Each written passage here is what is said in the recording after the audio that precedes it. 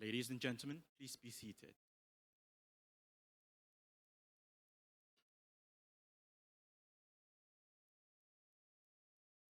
A very warm welcome and a good afternoon to Your Excellencies, Tan Sri, Dato, distinguished guests, ladies and gentlemen. Climate change has been at the forefront of the issues we are facing here in Malaysia, with frequent flash floods and landslides. This, however, is not a unique situation in this region. It is a common problem around the globe. How do we address this to fight climate change? What are among the best practices we can learn from to protect our environment as we progress as a developing nation? Welcome to the EU-Malaysia Dialogue Fighting Climate Change with Market Mechanisms. And today, we will be discussing key pertinent topics and to understand challenges and effective policies in developed and developing nations in fighting climate change with experts from the EU, France, and here in Malaysia. I'm Norman Goh, from the delegation of the EU to Malaysia, will be your host for today's dialogue. To kick off the event today, I would like to invite His Excellency Michalis Rokas, European Union Ambassador to Malaysia, to present his welcoming address. Bismillahirrahmanirrahim. Assalamu alaikum wa rahmatullahi wa barakatuh, and a very good evening. This is a wrong video. Distinguished panelists, participants, ladies and gentlemen, good afternoon. I'm honored to welcome you to today's dialogue. In September 2021, the European Union has launched its strategy for cooperation in the Indo-Pacific. The European Union and the Indo-Pacific are natural partner regions in terms of trade and investment. The EU is the top investor, the leading provider of development cooperation, and one of the biggest trading partners in the Indo-Pacific region. Together, the Indo-Pacific and Europe account for over 70% of the global trade in goods and services and over 60% of foreign direct investment flows. Trade exchanges between the Indo-Pacific and Europe are higher than between any other geographical regions in the world. It is understood that this scale of trade implies a considerable environmental footprint. In this sense, the Indo-Pacific region is both an important source of global environmental challenges as well as a potential beneficiary of their remedies. The share of the region in global carbon dioxide emissions has grown from 37% to 57% since the year 2000, and the region will account for more than 70% of growth in the global energy demand by 2030. Climate change is expected to further increase pressure on maritime biodiversity, natural resources, and fish stocks, leading to changes in ecosystem dynamics. Therefore, the region is vital to mitigating climate change and protecting our planet's delicate ecological balance. In the EU strategy for cooperation in the Indo-Pacific, there are 7 priority areas.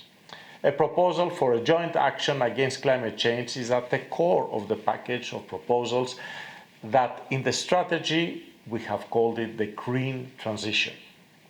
I'm very grateful to our partners for taking up this in a very specific, innovative way with today's seminar. You will hear from our experts in the European Union and Malaysia, both government officials and private sector representatives, about domestic carbon markets as a tool to fight climate change and greenhouse gas emissions. I'm encouraged by Malaysia's commitment to reduce by 45% its emission intensity of GDP in 2030 compared to the baseline in 2005, and especially to achieve carbon neutrality by 2050. The European Union stands ready to collaborate with Malaysia to find sustainable solutions to achieve such targets, including sharing of our own experience with the emissions trading scheme, as you will soon hear more in detail. The European Union committed to become the first carbon neutral continent in 2050, with its Green Deal and its climate legislation leading the way in this direction, leading globally. We owe this to our planet and to our children. The cost of inaction is much higher than the cost of action. I highly welcome the approach of today's seminar, framing this debate not as a discussion about financial burden, but about ways to make the green transition a source of economic opportunities and skilled jobs, an avenue for growth. Reducing our dependence on fossil fuel is all the more important in the exact historical moment when we want to eliminate dependence from Russian exports of coal, oil, and gas due to Russia's unprovoked and unjustified military aggression against Ukraine. So, accelerating the transition will allow us to achieve our targets even earlier. In conclusion, I would like to thank all of you, all our partners who have worked together for months to make this seminar possible. I wish all participants fruitful discussions about this very important element of the green transition, both in Malaysia and the EU. Terima kasih.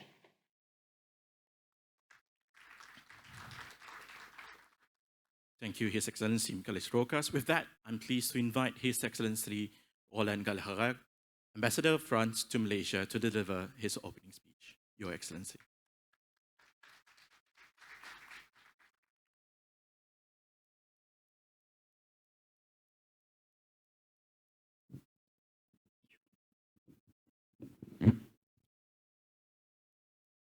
Good afternoon, everybody, and a very warm welcome to everyone. I find it actually quite heartwarming that there are so many of us this afternoon. I take it as evidence that the mobilization in the fight against global warming is picking up. So thank you, Malaysia. Thank you. Let me, of course, first thing thank all our partners in organizing this meeting, the EU delegation in Malaysia, of course, Climate Governance Malaysia, the Kuala Lumpur Business Club, Bursa Malaysia, and last but not least, the YTL Group, which are generously hosting us today, and of course, all panelists and moderators. As you know, France holds the presidency of the Council of the European Union until the end of next month. As you've just heard from my friend Michalis, one of our priorities during our presidency has been this region, the Indo-Pacific. So what we're trying to do is actually to implement the EU strategy for cooperation in the Indo-Pacific, which Michalis just described, and which was adopted in September last year. As part of this, we organized, as the presidency, the first ever Indo-Pacific Forum in Paris on the 22nd of February 2022, where all ministers of the region were able to meet with their EU counterparts. And locally, here in Kuala Lumpur, we're also trying to showcase the EU Indo-Pacific strategy. The event today is part of a series of 3, which we are organizing together with the EU delegation in Kuala Lumpur. And as Michalis just mentioned, among the 7 fields of cooperation in the strategy, sustainable and inclusive prosperity, as well as green transition, are at the forefront. Carbon trading, of course, is key to these 2 areas. Hence, our seminar today. The next seminar we'll be holding next month will be devoted to the governance and the preservation of the oceans. So let me perhaps briefly try to highlight one of the instruments which the French presidency is currently pushing for adoption, and that is the Carbon Border Adjustment Mechanism, also known under the acronym CBAM. We love acronyms in the EU, so CBAM it is. The first thing I want to stress, and this is really an important message, I think, at this juncture, it is that CBAM is not, repeat, not a trade measure. It is, in essence, a measure to fight climate change. It has been designed to be compliant with WTO rules, and it will be non-discriminatory and will apply equally to EU domestic and non-EU companies. It will therefore facilitate and not hamper trade and cross-investments between the EU and Malaysia.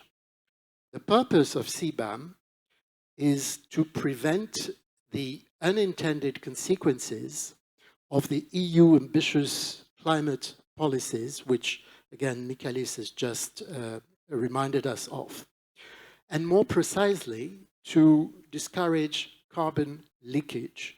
Carbon leakage would probably happen if companies would try to circumvent EU rules by importing fossil fuel-based production from elsewhere, or alternatively, by increasing the carbon intensity of their production outside of the EU. So I'm not a specialist, but I will try and describe the mechanism very shortly, and it will work as follows. EU importers will buy carbon certificates corresponding to the carbon prices that would have been paid had the goods been produced under the EU's carbon pricing rules. Conversely, EU importers will deduct the price already paid by non-EU producers for the same goods. CBAM, therefore, will benefit third countries and will provide them with an incentive for their producers to decarbonize their production.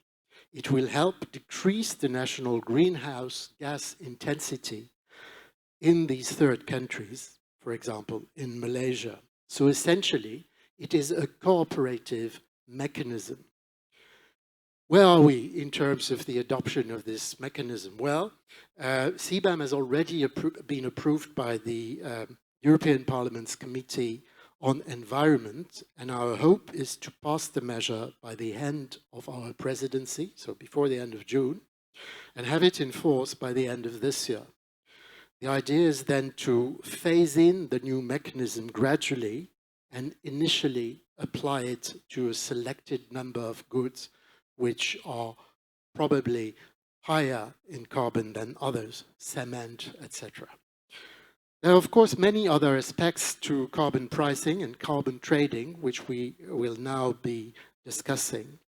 But in closing, I would like to stress three simple political truths. One, fighting global warming and its disastrous consequences should remain, has to remain, the overarching priority of mankind. Nothing less is at stake than our survival as a species and the survival of our planet. The war of aggression launched by Russia against Ukraine does not change this fact. If anything, it will only accelerate the energy transition. Point two, or message two, fighting global warming is not the enemy of growth or trade, but on the contrary, can give them an additional boost. Think new technologies, think new jobs, think jobs that cannot be moved away.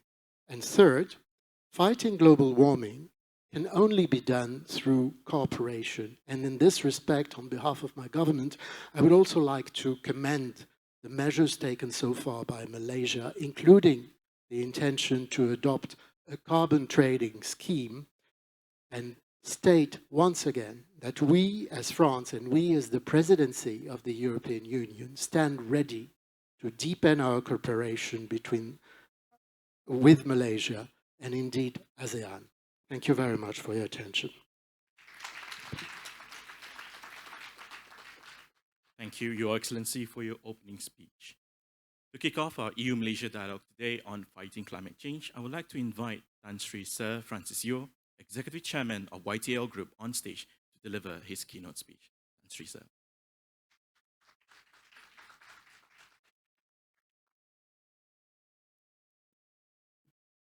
Your Excellency, Roland Halrak, hard to pronounce that, Ambassador of France to Malaysia. Thank you for your good speech. Distinguished guests, ladies and gentlemen. I'm here to give a very short view presentation of my heart about this issue, which I hold dear for a long, long time. Somewhere during the last 200,000 years, our connection to the planet has been lost. It is more likely that it occurred during the Industrial Revolution and evolution of large-scale farming. Mankind continues to plunder and degrade the lungs of the planet, both on land and in the oceans, with crippling consequences. One of these lungs is the Amazon, where the eastern part of the Amazon has been a net carbon emitter since 2016.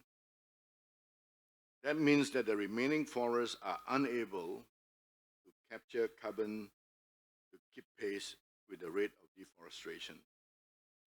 Globally, around 15 billion trees are cut down every year.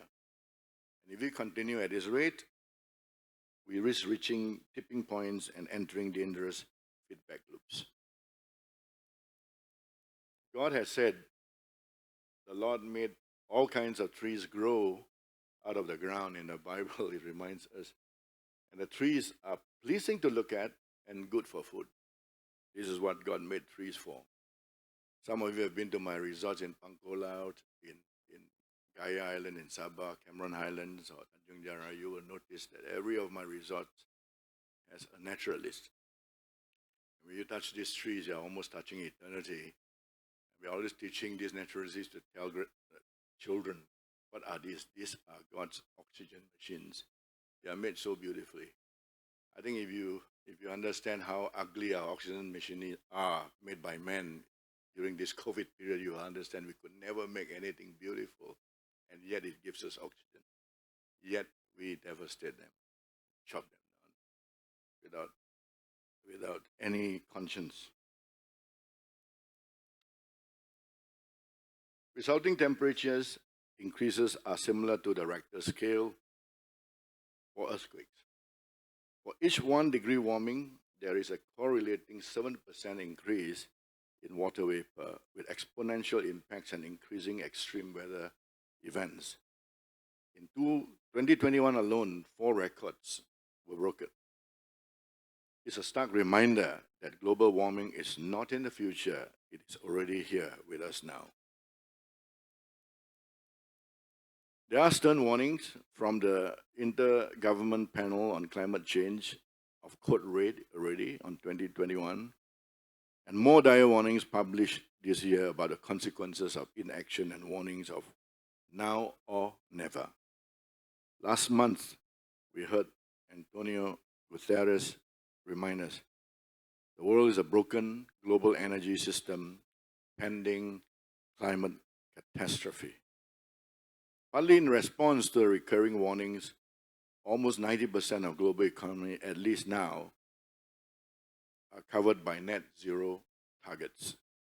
It is critical to protect forests and meadows on land and also in our seas. They not only sequester and store carbon, but they actually cool down the planet. We may need to focus even more on oceans and wetlands. Coastal ecosystems such as mangroves, tidal marshes, and seagrass meadows act as deep carbon reservoirs. In fact, seagrass sequesters carbon 30 times more than trees. And we have removed quite a lot of our seagrass due to development, and a lot of our animals and all these rare dugongs and all that has also gone with them. So we must remember all of these things and start to protect them again, the mangroves, these seagrass. These habitats cover just 6% of the Earth's surface, but hold as much as 30% of the stored carbon. Oceans produce around 70% of the planet's oxygen and holds 90% of all life on Earth. While disruptive technologies are increasingly being exploited for nature and agricultural-based solutions to support emission reductions, climate change and risk mitigation, we need vision, we need very bold leadership, and we need zealous activism at the highest levels. I suspect very few people at the end of the 19th century would have believed that the horses would almost completely disappear from the streets of their towns and cities and be replaced with automobiles.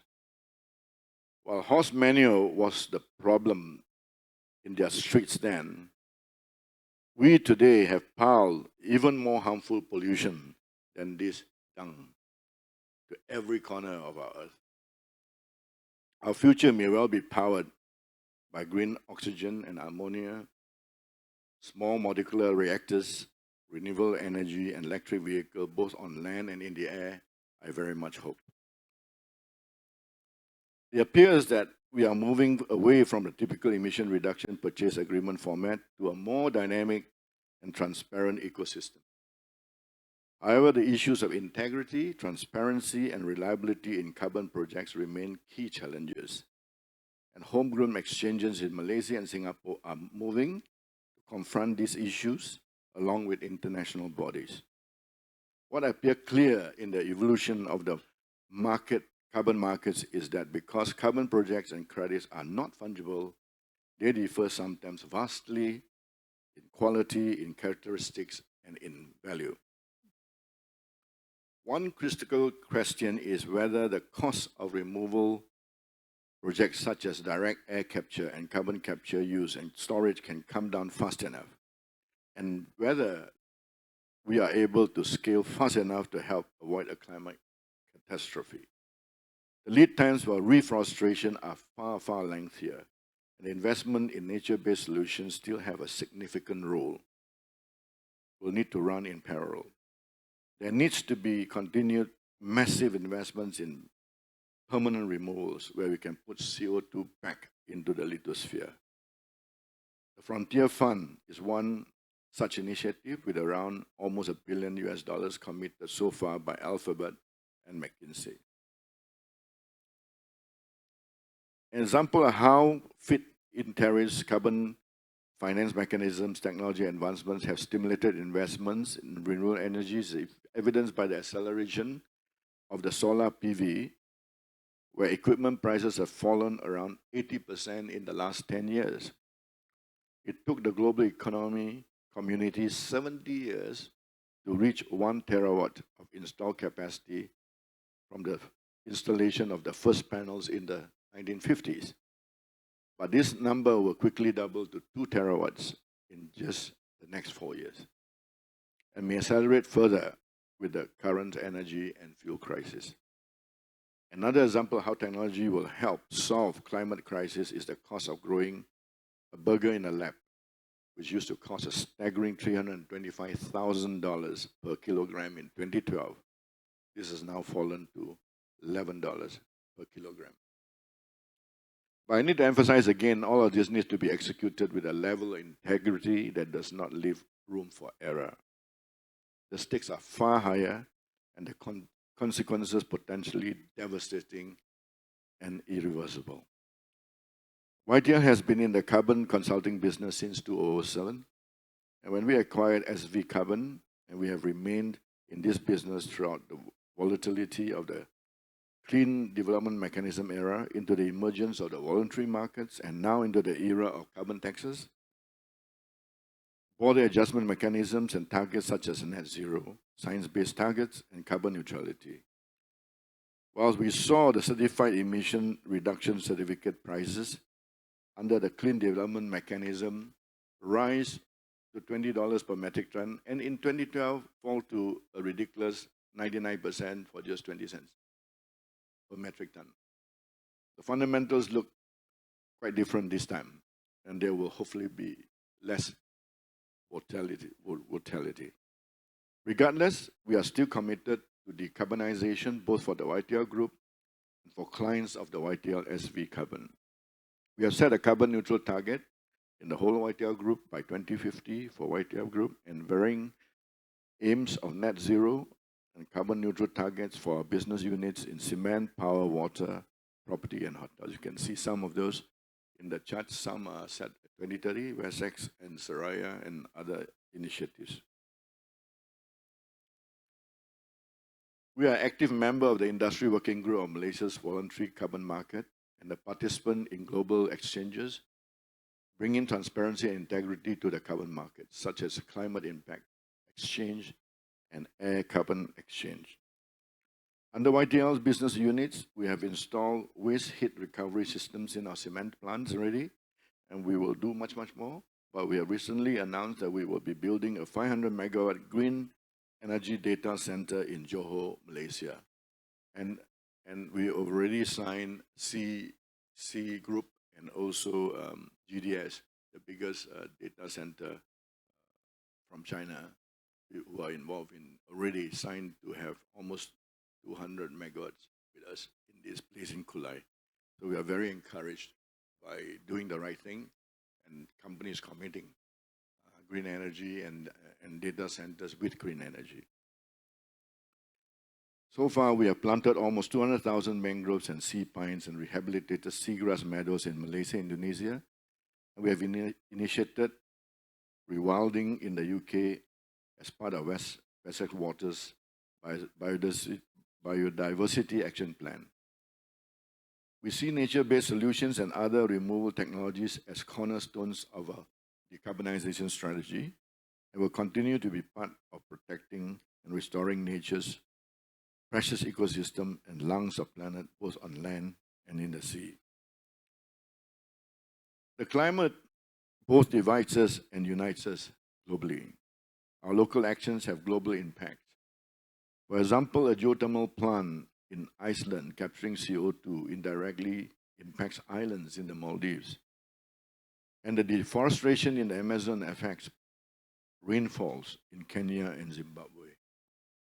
The success of the Montreal Protocol tackling the threat to the ozone layer may be put down to the fact that it recognized common but differentiated responsibilities for the developed and developing countries. The Montreal Protocol was signed by every country in the world, making it the only treaty ever to be universally ratified, and is a great example of international environmental cooperation. We need to keep our open minds. We need to keep our minds open and our hearts and our borders open. The climate change crisis is creating challenges and opportunities not seen since the dawn of the Industrial Revolution and the advent of the Internet. And we need innovation, creativity, and bold vision. But what we need most of all is action. Winston Churchill reminds us, however beautiful the strategy, you should occasionally look at the results.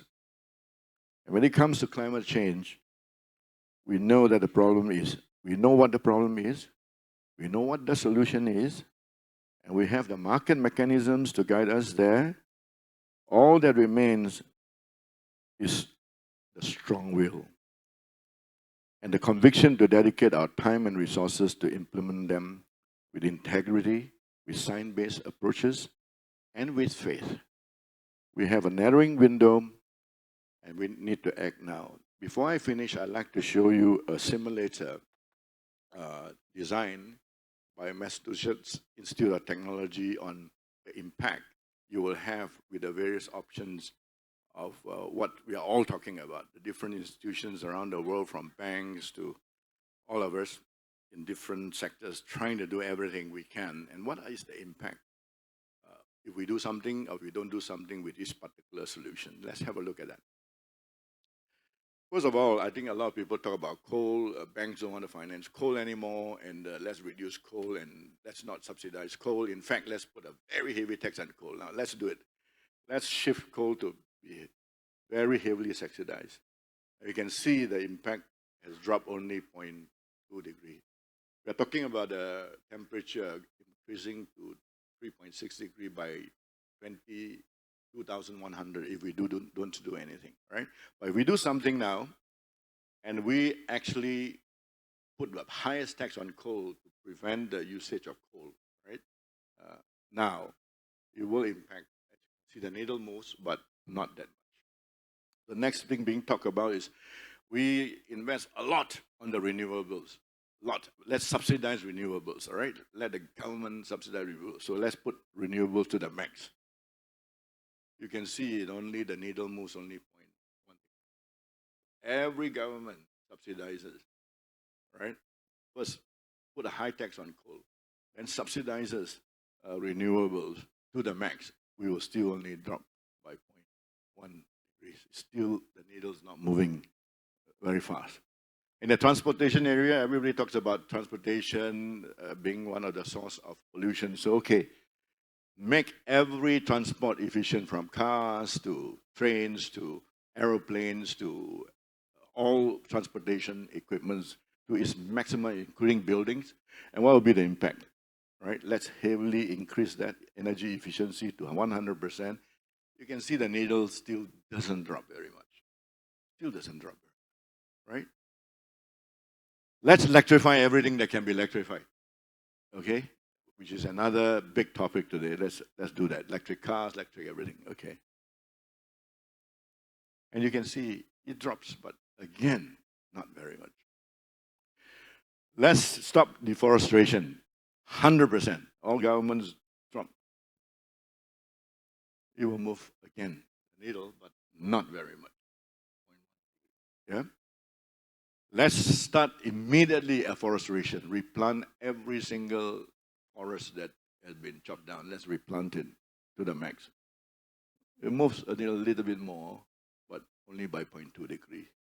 As you can see, if we do all of this now, right, the temperature will only drop by 0.8 degree over in the year 2100. You're talking about trillions and trillions of dollars being poured in.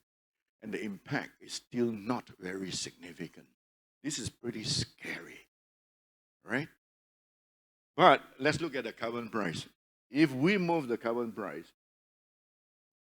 from where it is today to the maximum level, like say Sweden. Sweden is having a price of 187 ton today per metric ton. If we move that, and it didn't impact Sweden's economy very badly by having a high carbon tax. In fact, it moves the whole Sweden into a very green area, etc., and they are benefiting, the first to benefit from that, and the people the first to benefit from that. You can see the impact shifts quite a lot, right? See, from 2.8 it drops to 2.2. What I'm trying to say is maybe we should be doing the high carbon tax first. I think we should put a high carbon tax of Sweden on all countries. Only then would the acceleration of this renewable actually happen. If we do slowly solve all this forestation, deforestation, and take our time, we may not have the immediate impact. The solutions are simple. If the carbon tax can be raised high, and we all live, we can live in a COVID world, we can live in a high carbon tax world, our immediate children's generation will definitely benefit from that. It will definitely force investment in green investment, everything, transportation, energy efficiency. It will accelerate this huge amount. Ladies and gentlemen, this is what I want to leave with you. This simulator is available to all Androids. You can go and simulate and play with yourself the different alternatives. What I don't want this world is to be living in a world of naivety and not thinking that they have done quite a lot by stopping forestation and we take time to do it, etc. By doing everything we need and must do today, it's still not enough unless the carbon tax is high immediately. I want to leave this thought behind for all who are deliberating on this issue so that you will understand that should be their priority. That will lead to the others being accelerated. Hopefully, we will be able to bring the temperature down by quite a significant amount by 2100. With this, I leave you. Thank you very much, ladies and gentlemen. God bless all of you. Thank you.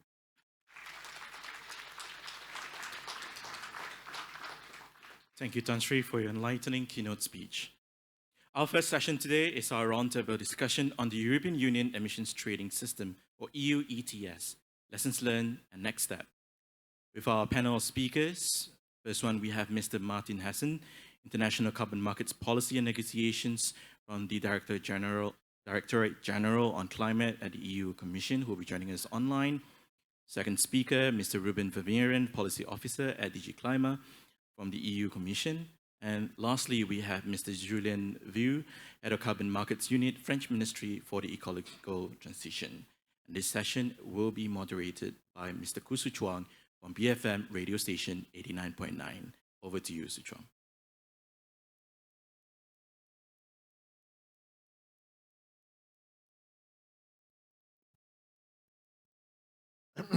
Thanks, Norman, and welcome, ladies and gentlemen. I'm afraid I'm the only one up here today because all three will be dialing from the rest of the world. I think we are waiting for Martin to come online and to have a remote conversation with me, presumably tech people. Is that right? Technology people? Yes. Martin. Hello. Greetings and salutations from this part of the world. And the rest of you, Ruben and also Julien. Martin, starting with you, I think you've been quite instrumental in formulating Article 6 of the Paris Agreement, which obviously deals with a framework for emissions reductions at a national level and at a cooperative level among nations as well. If we can get your point of view about the role of carbon markets, which demonstrably, according to Tan Sri Francisco, might have a role to play in reducing temperatures across the world within the next 78 years. What is your sense of the role of carbon markets in reducing emissions across the world?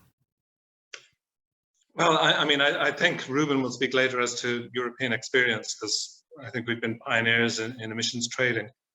But essentially, I do think we think it's a key tool, carbon pricing, whether emissions trading or carbon taxes are a key tool in driving down emissions. But of course, they're not the only tool. There's a broader policy context. They're good at deploying existing technologies. But if one wants to develop sorts of technologies that are not close to market, one needs other instruments. There are also areas where the market perhaps doesn't work as well as it should. Energy efficiency, sometimes being one of them, household energy efficiency. So we think it's a key tool, but there are other tools. And I also think that for us, it's a means to an end. And one needs to get the targets right, and they need to be consistent with Paris goals. So that's the net neutrality, but also NDCs on the way there, and that can be quite difficult. And they need to be based on strong MRV, strong monitoring, reporting, and verification, as well as a good economic understanding of the costs and benefits of action in different centres. So it's quite a significant policy choice to undertake, but we do think that it is effective, as the EU has demonstrated. I'm sure Ruben will have more to say. Yeah, Martin, might get you to speak a little bit slower, because obviously we are some 8,000 miles apart, and internet connections are not as good as we'd like them to be. What are your comments in terms of the way carbon markets can be improved to deal with, potentially addressing nationally determined contributions? Obviously carbon markets have been around a long time. They can be improved. What is your sense of how they can be improved? Well, from an international negotiation perspective, we've had the Kyoto Protocol, where I think the expectation has been one of offset crediting in the developed world, i.e., if one improves the performance of an activity beyond where it would be without any intervention, one gets credit for it. I think Paris has all been about all countries contributing through NDCs, and then trying to figure out a way in which markets fit within that framework. Like, all markets need to fit within this trajectory to net zero. And so it is about making your allocations. For an ETS, the allocations to covered entities consistent with the target, and deciding what the fair contribution of the covered sectors is, which is something we've been doing over 3 rounds of allocation, really, in the ETS in Europe. And in the offset space, whether it's voluntary or compliance, it's about looking at baselines and reference levels for crediting, and ensuring that they go beyond historic or business as usual and actually contribute to national targets. To use the old CDM methodologies, the clean development methodologies, would leave countries at a disadvantage, so that they need to be much improved. Obviously, you've done a lot of work. Sorry, Martin, go on. I just wanted to apologize for speaking so quickly. The other half of what I said was better. Okay, excellent. Obviously, you've done a lot of work in the West, and a lot of the work is centered on the US and European experiences, Martin. But we sit here in the Far East, and China, and obviously India and Southeast Asia continue to be increasing emitters of carbon, gases into the environment. What, in your opinion, are the principles that Asia can adopt in terms of developing a liquid and a deep carbon market, from these nascent levels? Well, I feel hardly qualified to. I mean, we can share our experience, but we know that different countries and different regions have different economic contexts and different legal systems, different economies. So I'd really hesitate to generalize about Asia. What I can say is that China has implemented an emissions trading scheme and is planning on improving it. So in essence, China is already there, and we're seeing emerging emissions trading schemes across Asia. So they will necessarily be tailored to national circumstances. Typically, they start in the power sector. But I'd really hesitate to give advice for Malaysia, for Singapore, for Thailand, for China, because they're quite different economies, I think. I mean, well, certainly in terms of moving the needle, Malaysia and Singapore, you working unilaterally won't move the needle because we are mere pimples in the ocean, Martin. The biggest mover of the needle might be China, but China, and again, a frank point of view on that front, China was a notable absentee from Glasgow. Does that make it troublesome, do you think, in terms of trying to move that needle?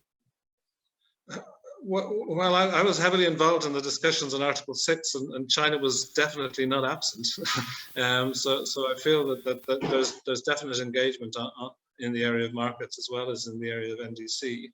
So that's not my impression. I mean, we can all encourage each other to do better and to do more.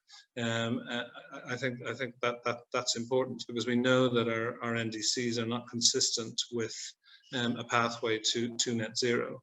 But that's why we need to welcome commitments to carbon neutrality mid-century.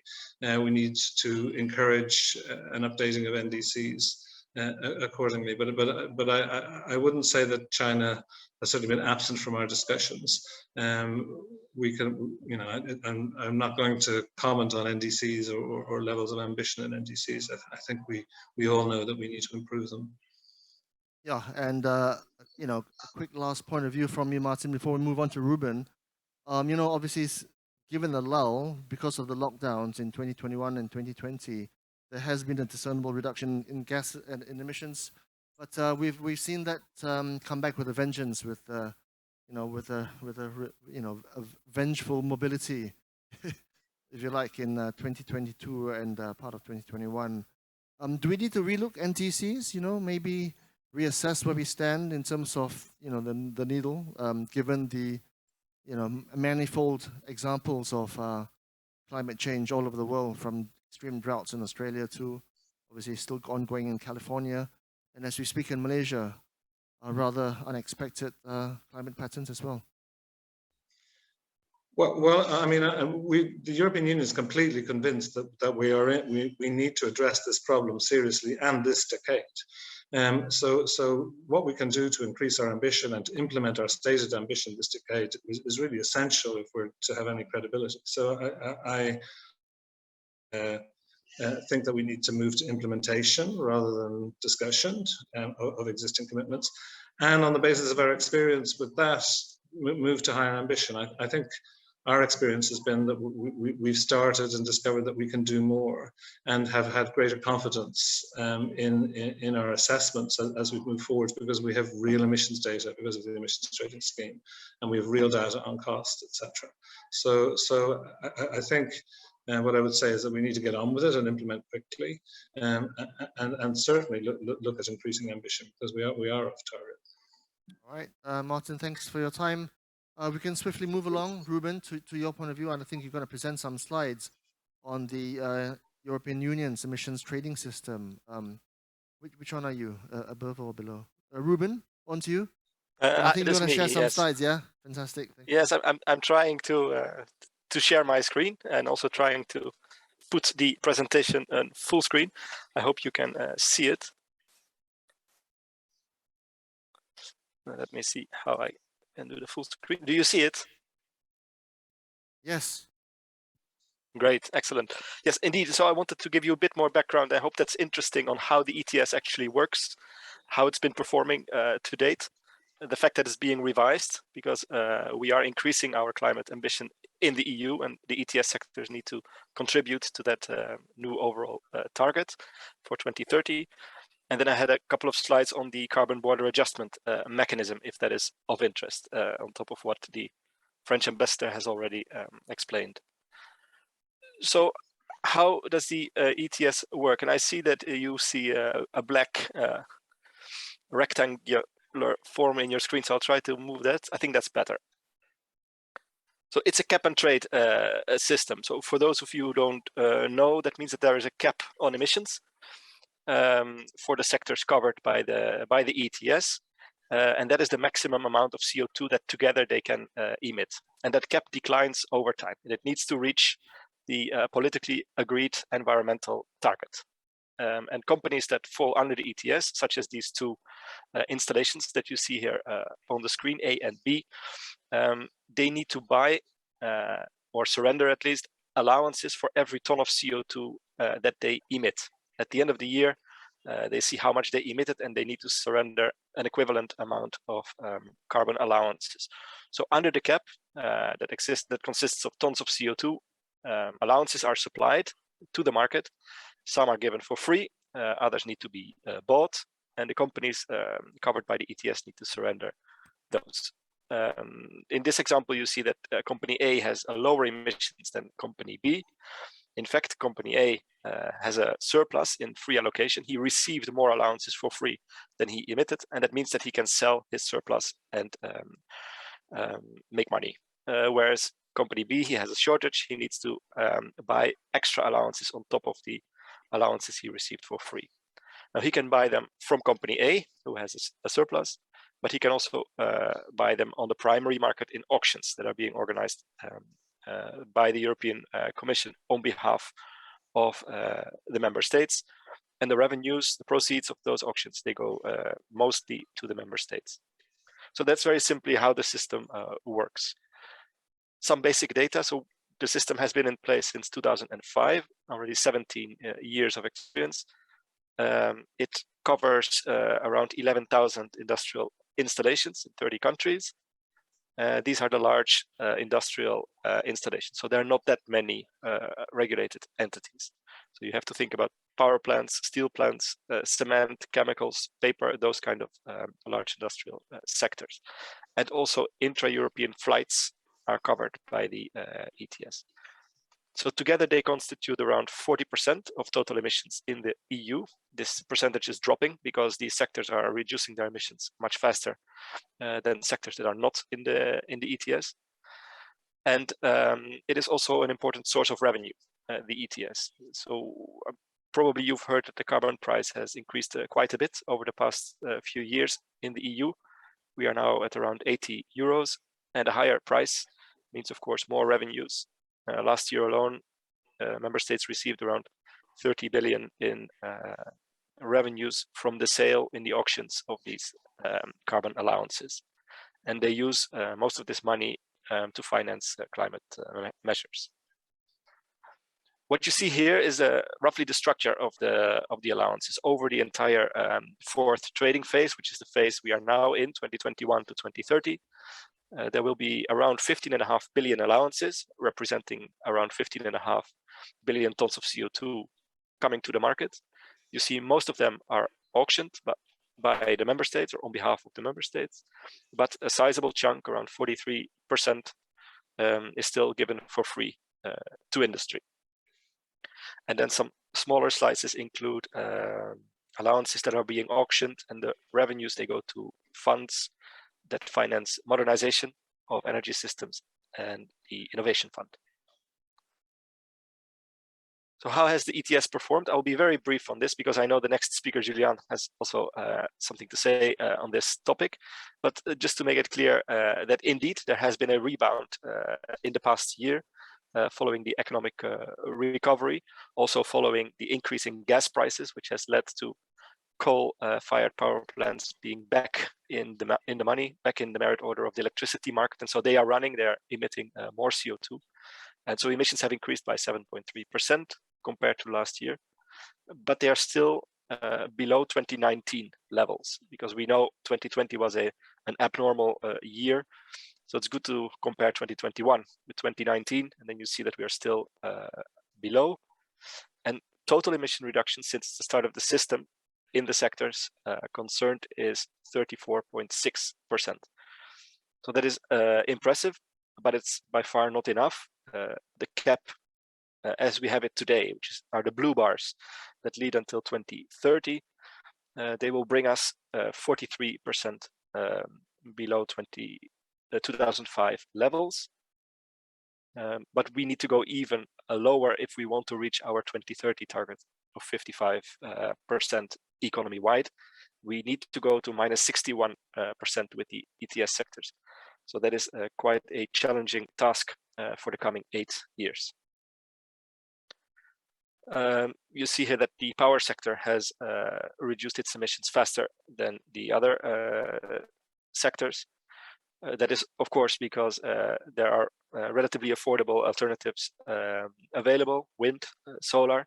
There have been generous support schemes for renewables in the EU as well that have helped the ETS make the shift from fossil to renewable.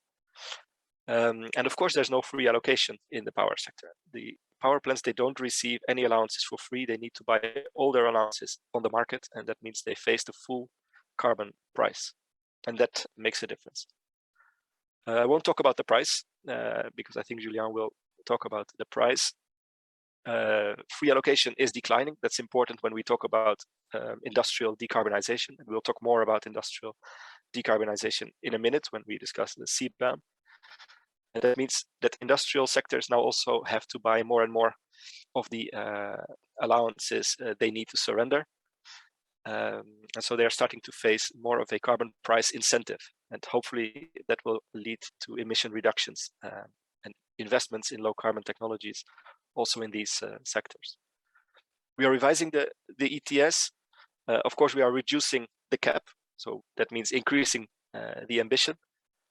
There are some other technical changes that I think we don't have the time for at this point. So I'll skip those. But one reform that I would like to highlight is the extension of the ETS that we have proposed as Commission, which is to include the buildings and road transport sectors.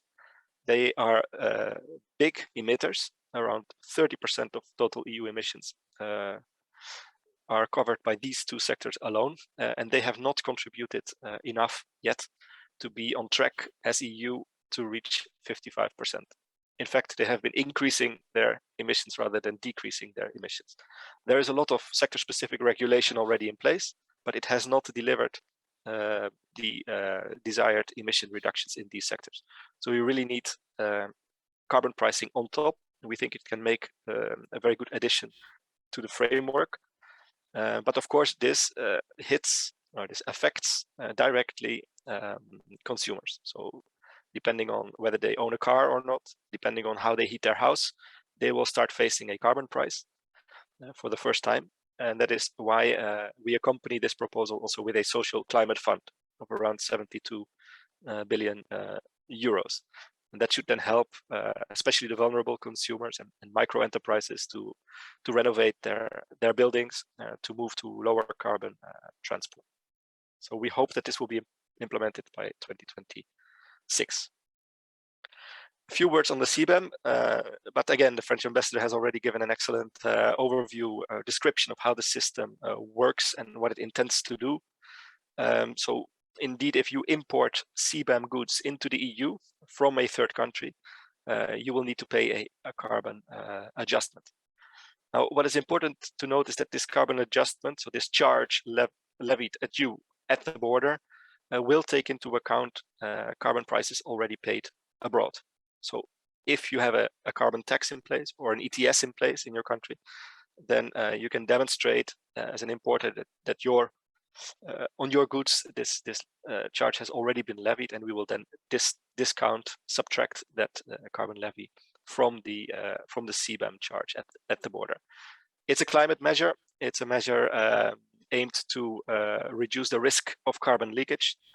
So it's directly connected to this higher ambition level of the European Green Deal, the Fit for 55 ambition, because higher ambition leads to higher carbon prices, leads to a bigger risk that our companies will leave the EU and continue emitting outside the EU. It's a non-discriminatory measure, so it will be based on actual emissions. I think that's also important to underline. There are no averages, for example, or benchmarks. It's really you pay for what has been emitted in the third country.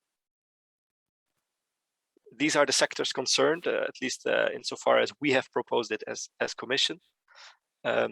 Cement, iron and steel, aluminium, fertilizer, and electricity. So these are relatively simple products, which makes the system feasible, practical to implement.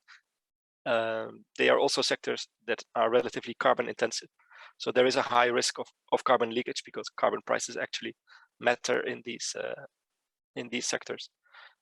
But there are some voices already, in, for example, the European Parliament, they want to expand the covered sectors. It will be phased in gradually, so there will be a transitional phase, a pilot phase, just as there was for the EU ETS of 2 or 3 years. And then as of 2026, payments are going to be due. But that is my last slide. The payments will very much reflect also the free allocation that happens in the EU. So importers only need to pay the CBAM to the extent their European competitors are not receiving free allocation. So we will gradually phase out the free allocation for these sectors, for these CBAM sectors. We will take 10 years for that. Every year, 10% less free allocation, and that means every year 10% higher CBAM adjustment at the border.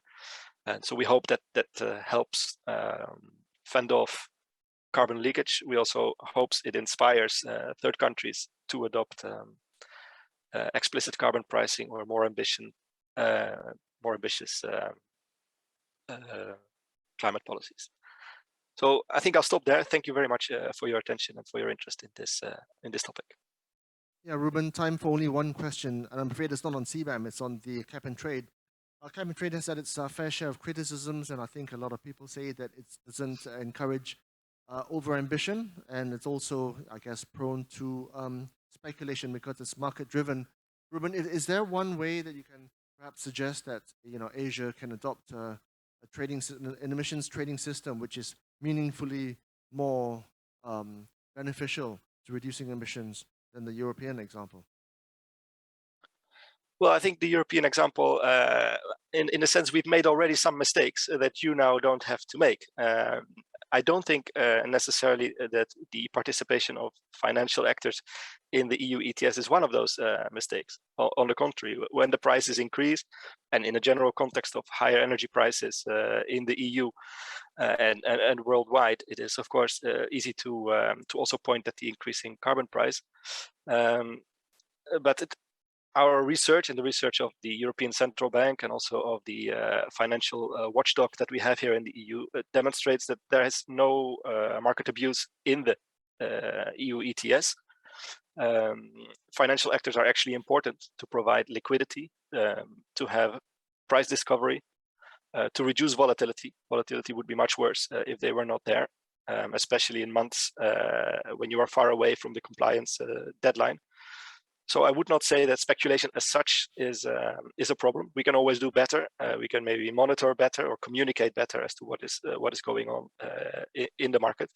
But in principle, or as such, financial participation is important also for the compliance entities that are in the market.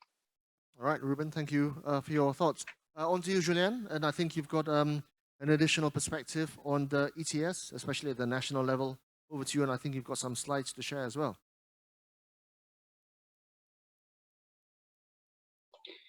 Hello, good morning for France and good afternoon for you, I think. So I'm Julien Viau, I'm the head of the Carbon Market Unit in the Ministry of Ecology. I will give the perspective of France as a member state and also give some insight of the negotiation in the Council, but the main point has been presented by Ruben from the DG Climat on the overall ETS functioning. So some slide would be maybe quicker. So this one is on the ETS in brief. So it was already presented by Ruben, and I will go quicker on that. The second one, maybe to give more information about the European context. So you know that we have the ETS since 2005, which was started by an MRV, a pilot phase, and so on. And during a lot of years, the ETS didn't deliver a very high level of carbon price. The carbon price was below 10 euros. So at this level, we didn't have a lot of impact of the ETS on the reduction of emission. It was mainly due to energy efficiency and the development of renewable energy that we were able to deliver some reduction of emissions. But since the reform in 2018, the price has increased a lot, so below 10 euros to around 20 euros after 2018. And this level of price has already started to change the picture in the power sector in the EU, because at this level of price, the less efficient coal plants, for example, were producing less, and some of the electricity were switching from coal to gas, for example, and it has helped to increase the acceleration of renewable energy. What is really important to have in mind is that this carbon price is the result of an economic equilibrium. So it takes into account the price of energy, the price of goods, the economic growth, and so on, but also the political will. And so that's to explain why the carbon price has been improving since the previous year. It is mainly due to the fact that we have an ETS which is in place, and the EU and the high level, the European Council, so the representative of the member state, have adopted the climate neutrality objective of 2050, and then we have adopted last year the climate law with two objectives. To 2030, the minus 55%, and the climate neutrality by 2050. And by adopting this climate framework, the investors have anticipated that we will have to revise the ETS, and that in the future there will be more scarcity of the allowances. So that's explained why the price has gotten up, even if we didn't finish to revise the ETS. So you will see that the price has reacted, for example, to the reform in 2018, to the Fit for 55% proposal. And what was also very important for us is that we see some drops of the price during the energy price crisis, the COVID and Russian invasion. But the system has shown that it was quite robust, because after a very short drop, the price were back again at a similar level of price, giving some certainty about the functioning of the system. The general picture is that the previous year, before 2018, this price was driving mostly efficiency and optimization. Then after 2018, we see more switch coal to gas, for example. Now the price of gas is very high, so it's a very maybe a different picture. But with a carbon price around 80 euros, we are entering an area where the cost of decarbonization of innovating solutions like CCS and so on are not too far. So maybe we will start to see more industrial reduction of emission to a sector where the reduction of emission was lower than in power sector. Also on the Green Deal, so I will not go into deeper on the proposal of the Commission. What is important to have in mind is that we have an agreement in the EU as a whole, so the member state, the parliament, and obviously the Commission to achieve our objectives. And as a French presidency of the Council, so the representative of the member state, we have an objective to finalize the negotiation between the member state on the package by the end of next month, and to have an institutional agreement before the end of the year, so that all those proposals could enter into force by 2023. It's very important to be quick in the implementation because we have only 7 years up to 2030. So the negotiation is not finished, but generally speaking, we will have something in the end which would be quite similar to what the Commission has proposed. So it's kind of an equilibrium. There are some changes in the details, but the general framework is quite similar in the last version of the negotiation text. So now on the perspective for France. So the ETS in France, what is important to have in mind is that as a member state, we apply the ETS like the other member state, but our specificity is that we have a large power sector with nuclear plants, so our electricity is already almost decarbonized. So it explains that for us, the ETS is mainly on industry. So if you look at the ETS in Germany, you will have a different picture with almost half of the emission coming from the power sector. For France, it's mostly installation and mainly the big emitters, so from steel, aluminium, cement, chemistry, papers, and so on, and also the aviation sector, which I didn't put in this slide. So for us, this sector has we have seen a reduction of the emission from more than 150 million euros to less than 80 million tons of CO2, sorry, mainly due to the fact that between 2015 and 2014, we have reduced the number of coal plants, especially in France. In the implementation in France, we have linked the verification of the emission with the controls that our state services are doing on air quality. So to be more precise, if you have an installation which are emitting GHG emission, but also other pollutants, in fact, we are doing a general controls on all the pollutants, including the GHG emissions, to reduce the administrative burden. In the implementation of the ETS, so maybe you don't know, but it is a verification of emission which is done by a private control body, and you have the national authority which is monitoring the system with a private control body. So it is a system which is by design made for big emitters. So that's why 75% of our emissions are coming from big industries in size of emission, and it was a choice at the beginning and still now on the ETS, because we have an ETS which is functioning at the level of the installation. So there are some balance to find about whether the MRV cost is not too high for the small emitters. So that's in the legal text where we have limit on the size of the thermal unit, for example, or the level of emissions.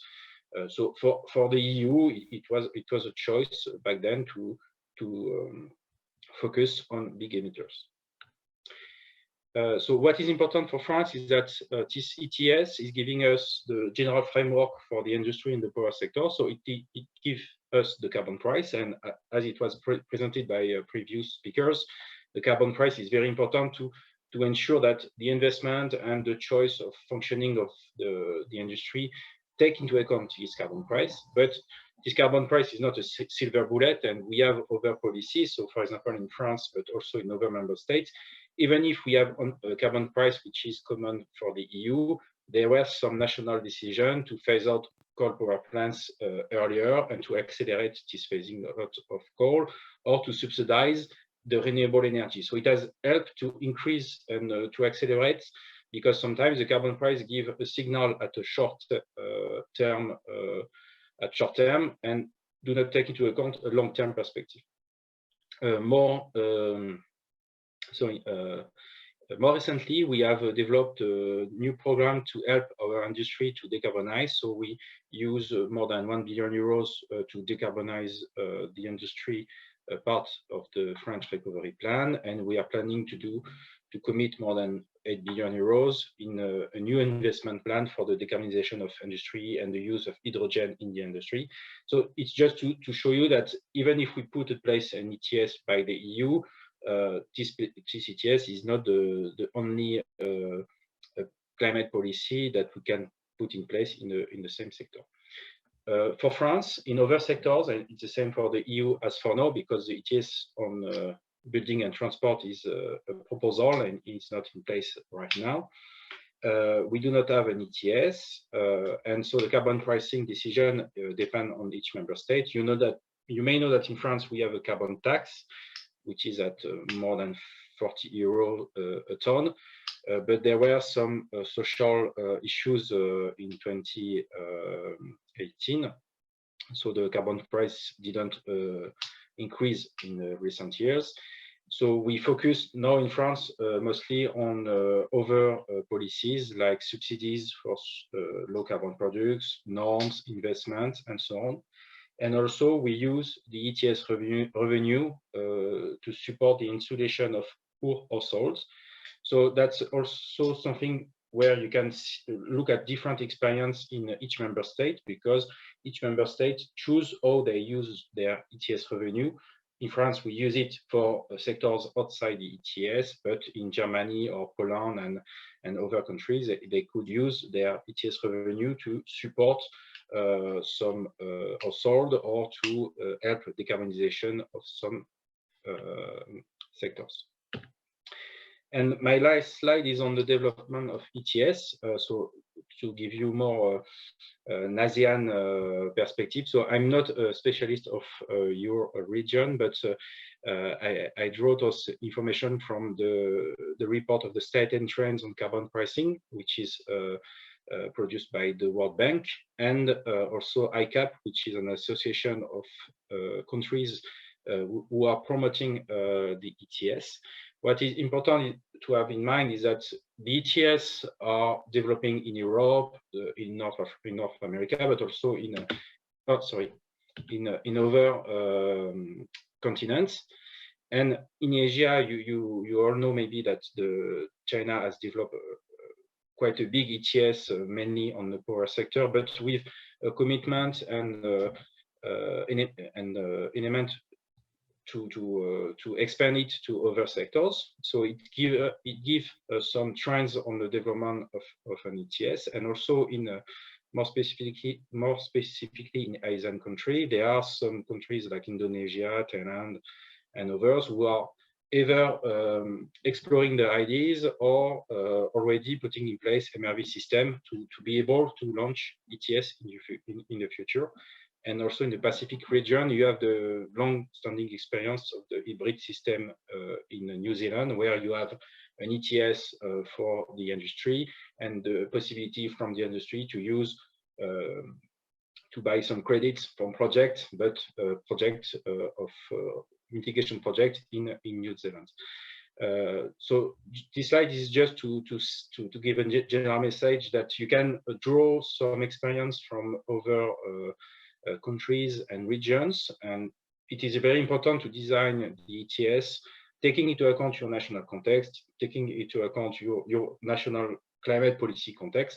So you will see that there are different choices that were made, but in the end, there are also some ideas which are quite similar from an ETS with a cap, for example, or the use of reallocation, or now for the EU, the use of CBAM to limit the risk of carbon leakage and so on. So I would invite you, if you are looking at this aspect to use those experiences. That's it for me. Thank you. Okay, thank you, Julien. No time for a question, but I think just to summarize the gentleman here, obviously there's a proposition for a national level carbon mechanism to complement the global EU ETS framework. Carbon markets themselves, Ruben, obviously have a place to play despite the brickbats, and perhaps from an evolutionary standpoint, of course, to complement Martin's point of view on Article 6 and national level emissions reductions, and of course to complement NDCs as well. Thank you all, gentlemen, for your time, and back to you, Norman, for the next session.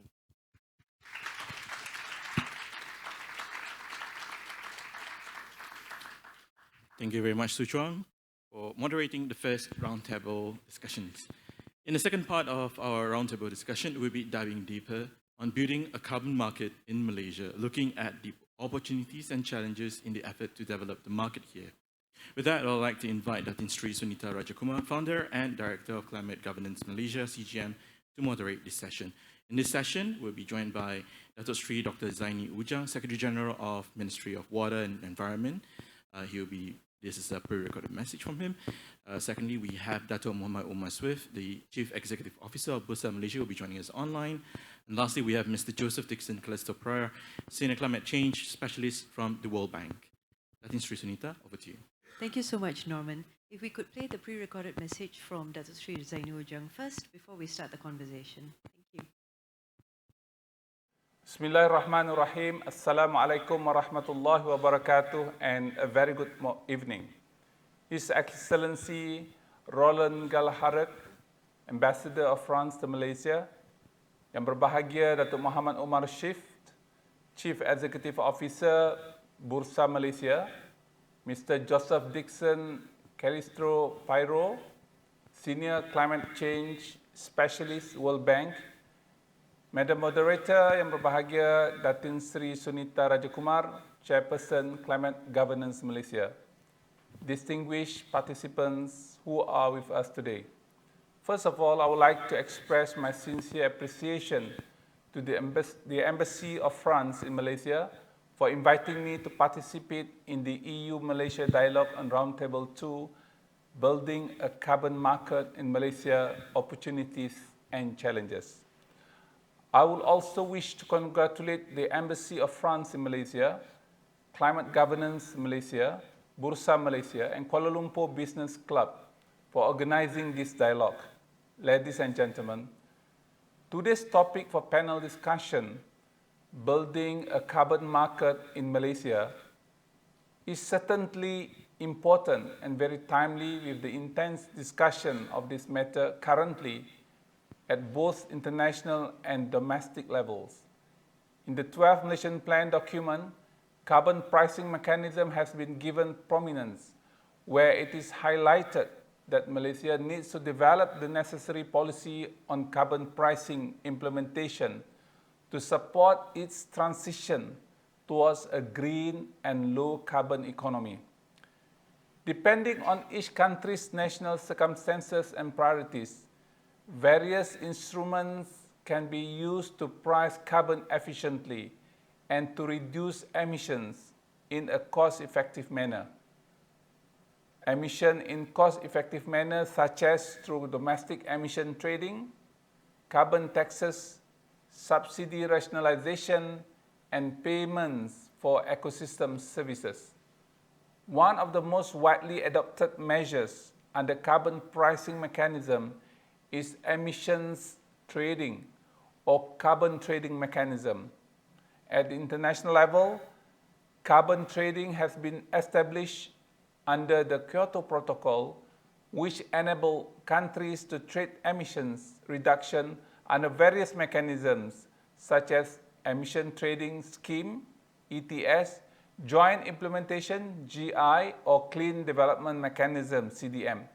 In this regards, Malaysia has received some financial and technological investment benefits from CDM implementation, which contributes to the socio-economic development in Malaysia. Ladies and gentlemen, meanwhile, under the Paris Agreement, new market-based mechanisms have been established to support parties to the agreement in achieving their ambitious NDC targets through voluntary cooperative approach and sustainable development mechanisms. Let me share with you the outcomes of the COP26 in Glasgow last year with regards to carbon market. Parties have agreed on key principles to implement these market-based mechanisms. However, before this mechanism could be operationalized, parties still need to discuss and agree on the technical requirements of the mechanisms, which may take several years from now. On the other hand, demand for emissions reduction outcomes or carbon credits has increased at the international level. The need for transition in greener business operation to fulfill ESG commitments has caused industry players and business entities to seek carbon credit from voluntary carbon markets. Taking into account the surge in demand for carbon credits globally and to support national effort to achieve Malaysia's NDC, National Determined Contribution, and net zero emission target, CASA has developed a guidelines on voluntarily carbon market in 2021. The guidance approved by the Cabinet in September 2021 serves as a reference for entities in Malaysia that intends to participate in the voluntary carbon market. The guidance on carbon market in Malaysia are developed to ensure the GHG emissions reduction is done in a cost-effective manner to support low emission development and net zero GHG emissions aspiration. This is a non-legally binding document which is intended to guide entities in Malaysia that plans to engage in voluntary carbon market mechanism or international carbon market related activities. Additionally, the guidance also identifies the roles and functions of various sectors involved in carbon market mechanism in Malaysia. The Cabinet has also mandated CASA to collaborate with Ministry of Finance and Bursa Malaysia to develop Domestic Emission Trading Scheme, DETS. A single platform for domestic carbon trading is expected to be completed by the end of 2022. The private sector can leverage on this platform to undertake carbon credit transactions at the domestic level, as well as encourage green investments and enhance the competitiveness of local products and services in the global market. In addition, MOF is collaborating with CASA and other agencies in conducting a feasibility study on carbon pricing instrument, utilizing the funding from the World Bank Group. The focus of this study is primarily on the design phase to evaluate the options for carbon pricing applied in the Malaysian context and impact analysis to assess impact on key sectors.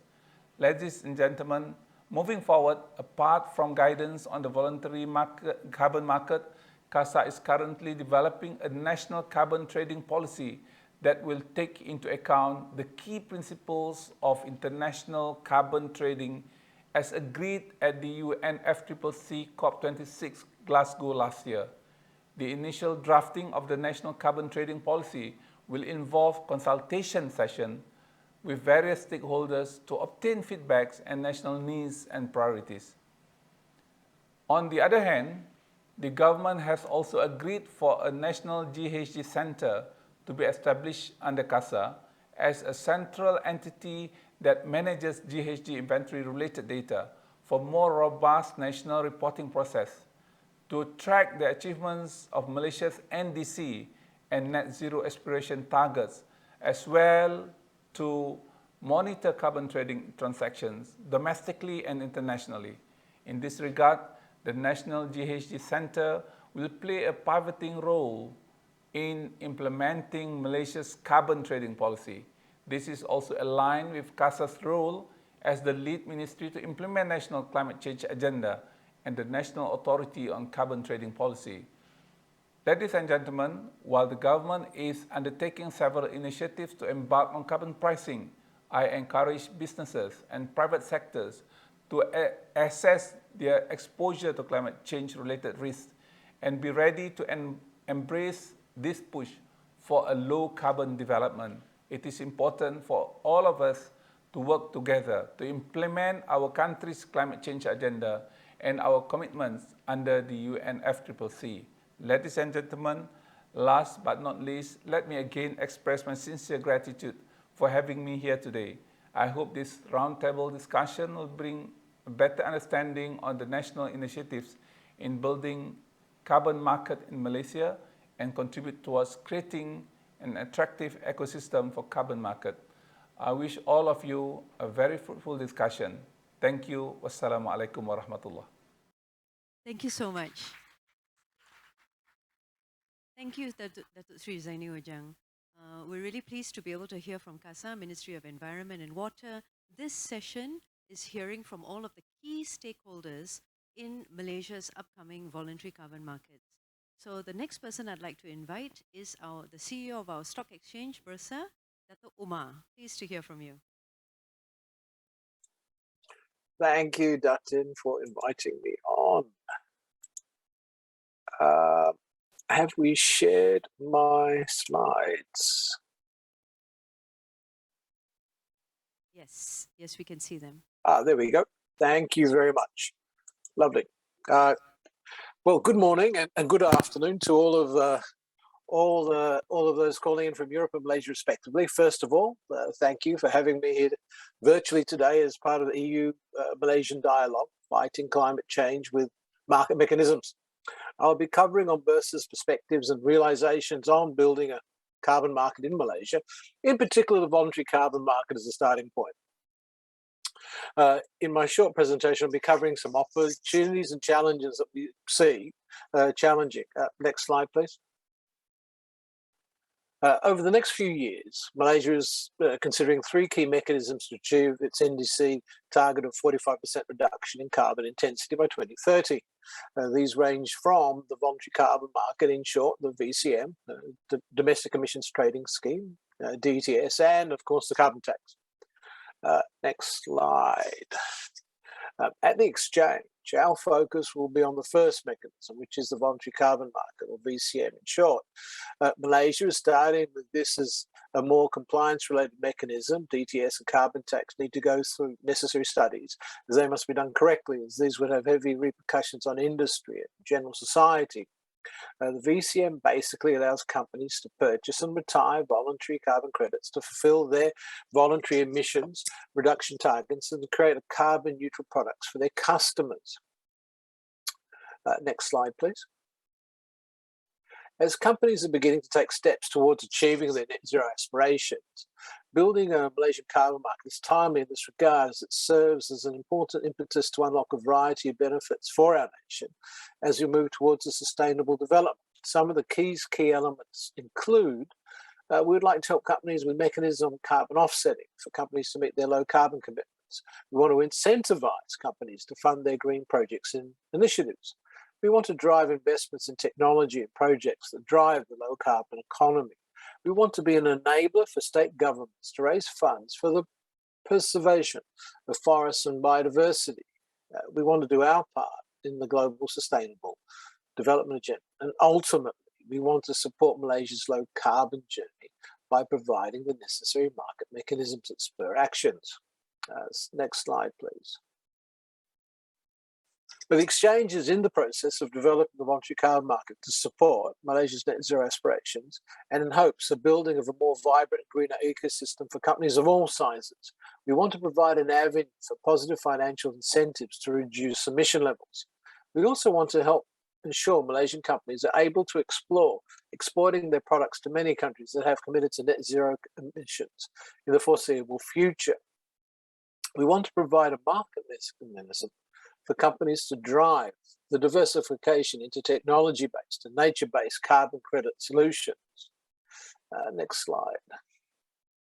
Henceforth, by developing the VCM, we aspire to simplify the process of purchasing carbon credits while creating a robust marketplace for carbon credits generated and promoting a local carbon project ecosystem. If I may, slide 7.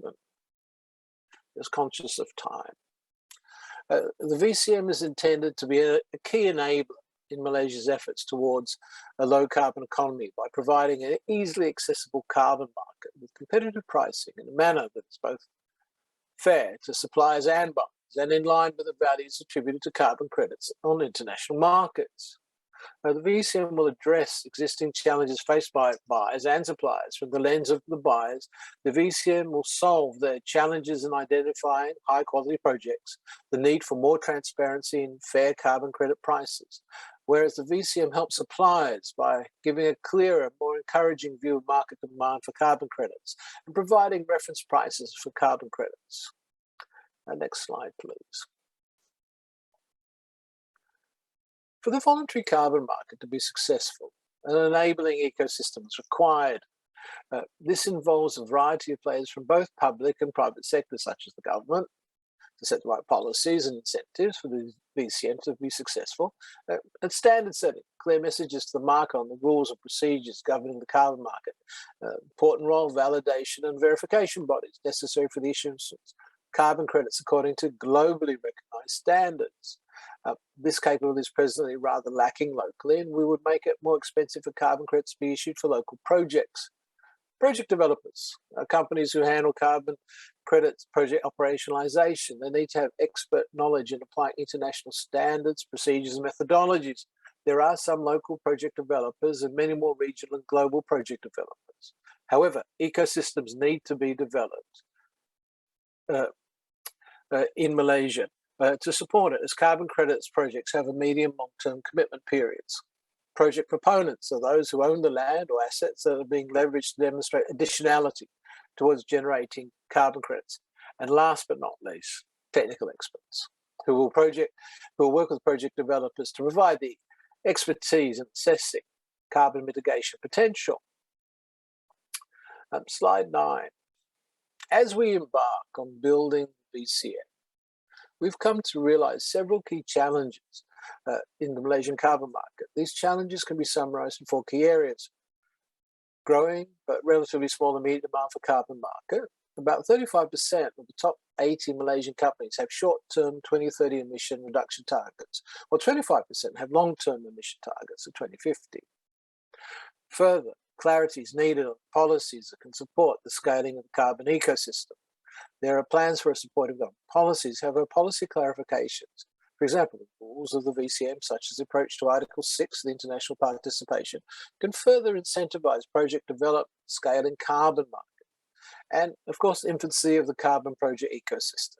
There is limited domestic presence of project developers in establishing validation and verification bodies. Project developers in Malaysia are using only one of the carbon credit standards, VERA, and the previous clean development mechanism, CDM, is being phased out. And the lack of supply of local carbon credits. There has been very limited supply from Malaysia of carbon credits to date, both in absolute terms and relative to other countries in Southeast Asia. The issuance of VERA from Malaysia the last issuance on VERA from Malaysia was in 2013, though there are projects of earlier stage carbon credit project development ongoing. Now, moving on to slide 10, allow me to elaborate on further some of the areas of attention to detail and complications in building a robust carbon market ecosystem in Malaysia. Firstly, managing local and international considerations. In Malaysia, the land is a state matter. Dynamics require us to be practical and clear in our engagements. The states generally have the rights and control over potential credit assets, especially those of nature-based solutions. We must also recognize the reality that market openness to international players has direct implications on carbon credit pricing, activation of carbon mitigation projects, and the attractiveness and size of voluntary carbon market. Secondly, Malaysia, via different ministries, working hard to put in place appropriate policies and implementation considerations. Any delay or ambiguity will delay the opportunity to move more quickly to develop our ecosystem. Now, slide 11. Malaysia's relative infancy in terms of building a carbon market and charting our pathway towards net zero. The steps have begun across multiple fronts. The carbon market development requires a coordinated approach.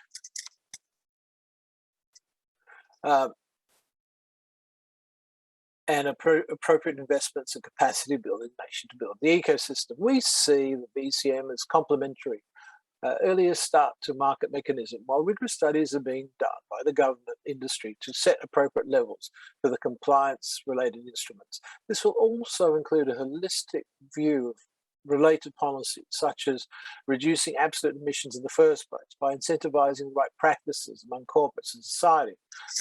For instance, let's relook at fuel subsidies. And now, in closing, currently the exchange is working hard towards having the voluntary carbon market in place by the end of December 2020. As targeted by the government, we will begin this journey. Among our biggest concern is working with the ecosystem, have onboard carbon credits supply. To be honest, building an exchange is relatively straightforward. Building a market is far more difficult. In the longer term, we're committed to ensure the VCM platform benefits the overall carbon market ecosystem by having in place global standards for the platforms such as Vera and Gold Standard, a rules-based exchange, simple to join, transact, and transparent, and more importantly, be a source of high-quality carbon credits. This is importantly help our listed issuers and other organisations in achieving their ESG aspirations. With that, I'd like to thank everyone here again for taking the time to learn more on our efforts and our views as what we need to do, our part in developing the carbon market for Malaysia. And I'm looking forward to questions and answers. Thank you again, Datin. Presentation. Just one quick question before we move on to the next panelist. What are your views, very quickly, on the harmonization of policies, laws, frameworks, which will be needed, whether between ministries, between federal and state, between industries? What are your thoughts, please? Thank you, Datin. Very good question. As I said, building an exchange is relatively straightforward. Building a market is far more difficult. Markets require clarity. All players, all stakeholders need to be aligned, driving appropriate market mechanism and pricing structure. Therefore, state, federal,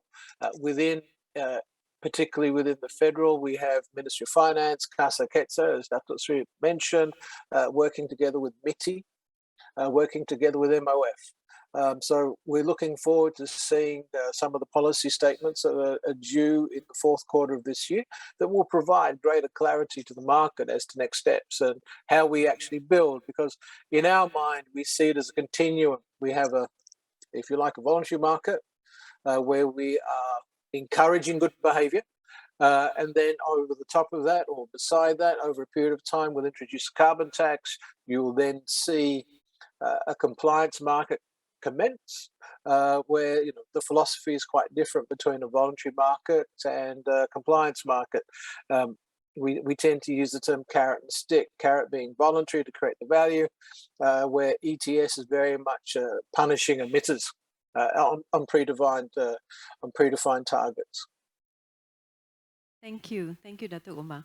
Now, the next subject matter expert that we're going to hear from is Senior Climate Change Specialist from the World Bank, Joe Pryor. Welcome. Could you share with us your thoughts, please? Yeah, absolutely. Now I'm just going to, I've got a slideshow as well, so I'll just bring this open and I hope that you guys can see this now. So thank you for the opportunity to present today, and I'm just going to give a bit of an overview of the state of play of carbon pricing. Now, we're quite fortunate in terms of the timing because yesterday we released the updated version of our State and Trends report, so I can provide some of the more up-to-date results of things that we've seen previously in the previous session. And this is a global map of ETSs and taxes that are currently in place, either in operation, scheduled for operation, or under consideration. And we can see that almost a quarter of greenhouse gas emissions are covered by an operating ETS or a tax. There's been a few new developments over the last year, including new carbon prices in Uruguay and North America, as well as the scheduled tax in Indonesia, which is due to start later this year. Now, I won't go that in a lot of detail, but I'm happy to come back to it. What we see is that, and this is a useful chart to show what the level of carbon price is across jurisdictions with an ETS or a tax in operation. And it shows the great difference in the spread between the carbon prices that are currently in play, and that it also shows that the vast majority of prices are below the levels required the goals of the Paris Agreement. In fact, less than 4% of global emissions are covered by a carbon price within the range needed by 2030. And this is the prices recommended by the High-Level Commission on Carbon Pricing. But there is still time to get there. And we also note that there's a range of policies that will be required to be able to achieve the Paris Agreement goals. So shifting slightly to talk a little bit about carbon crediting markets. And we heard in the previous session a lot about the Article 6 rules that are, have been largely finalised. And that's a large milestone in terms of the global carbon crediting space, and goes a long way to improving the certainty for market operators. And it does this in two ways. The first, by creating a path for these credits or mitigation outcomes to be able to contribute to NDC goals. But it also allows this pathway for supporting voluntary cooperation through support through climate ambition on voluntary mechanisms. And this is an important aspect when you start to talk about and linking to the previous presentation about voluntary cooperation and voluntary carbon markets. Now we started to break down the market segments, and what we've seen in the past year is that the vast majority of transactions have occurred in the voluntary carbon market space. And this is largely as a result of corporate voluntary commitments, particularly around like net zero and other broader commitments that were discussed in the previous presentation. But then talking a little bit about the issuances, this is the carbon credits that have been issued by various standards and mechanisms. We can see that there's been a large evolution, particularly compared to the Kyoto first commitment period. And in 2021, the vast majority of issuances have come from independent mechanisms led by VCS and by Vera. And compared to 2020, total issuances have increased by about 50%, again, largely driven by those independent mechanisms. But there's also been this increase in domestic mechanisms in terms of countries establishing their own crediting mechanisms for recognising emission reductions. So talk a little bit about the global voluntary market. And this is from Ecosystem Marketplace, a state of the voluntary carbon market, which was released in August last year. And we've seen this huge increase in participation in the voluntary market. And in fact, during the 2021 calendar year, total size of the market by traded value exceeded $1 billion. So this is a bit out of date.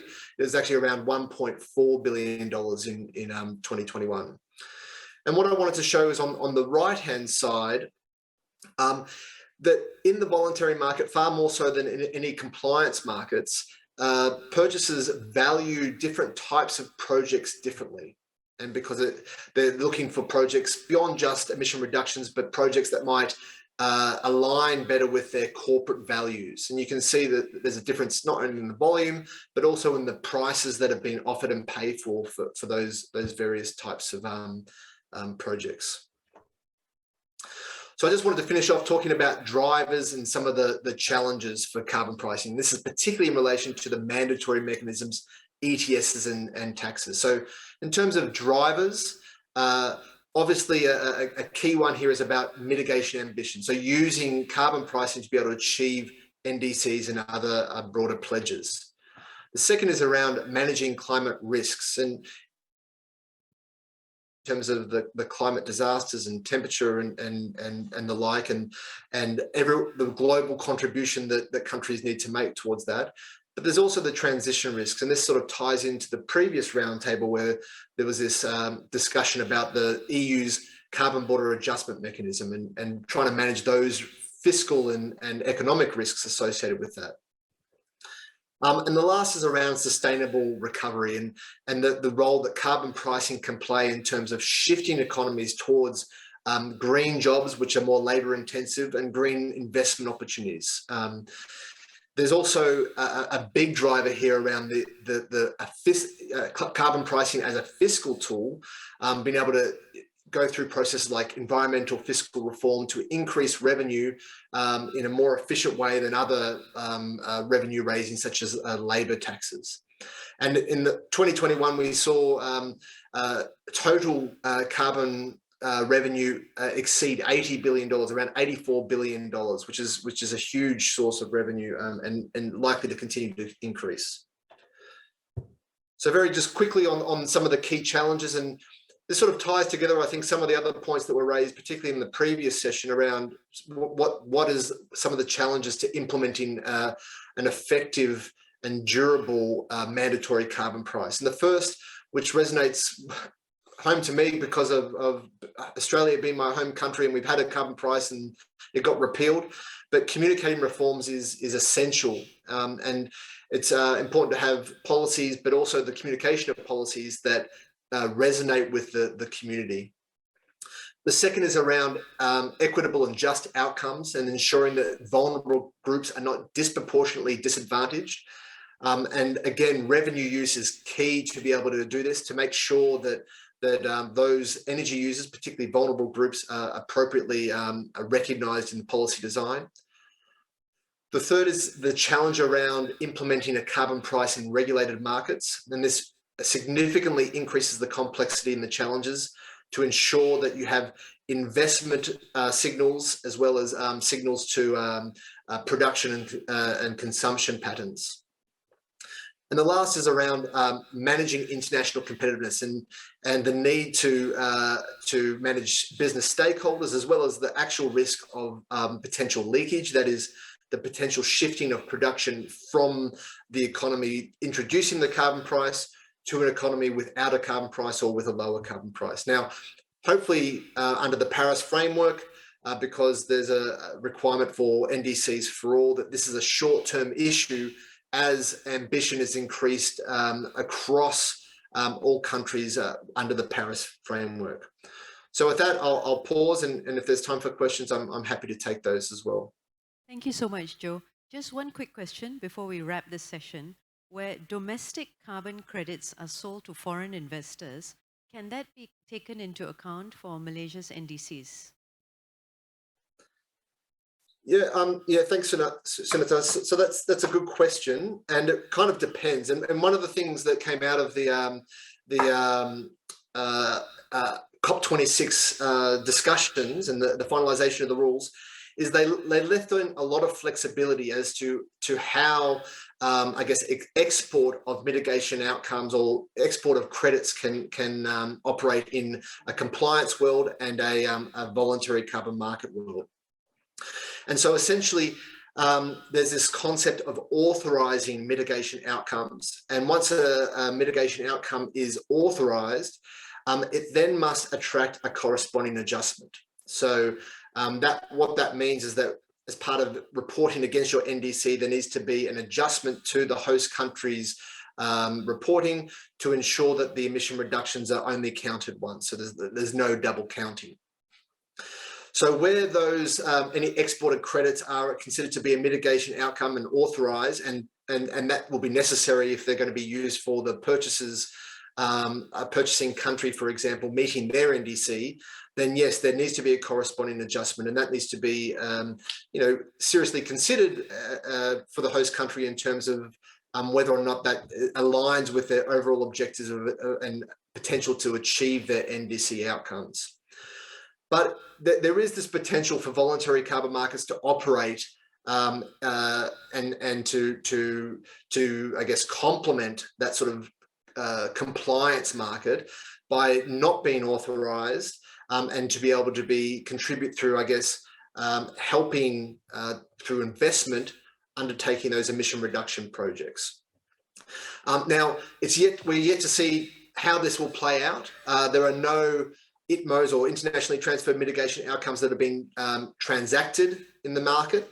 And we don't really know yet how this will play out in the voluntary market, both in terms of countries, how they will be participating in compliance or voluntary markets, and also on the demand side, whether or not corporate entities will be demanding credits that have a corresponding adjustment, or they will be looking for those without a corresponding adjustment. So it will take time to I guess, better understand how this will play out in the longer term.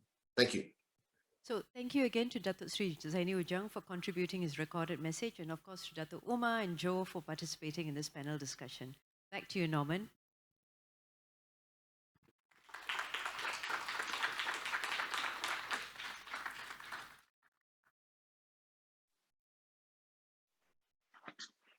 Right, thank you to the panelists and also Datin Sri Sunita for moderating this second roundtable discussion.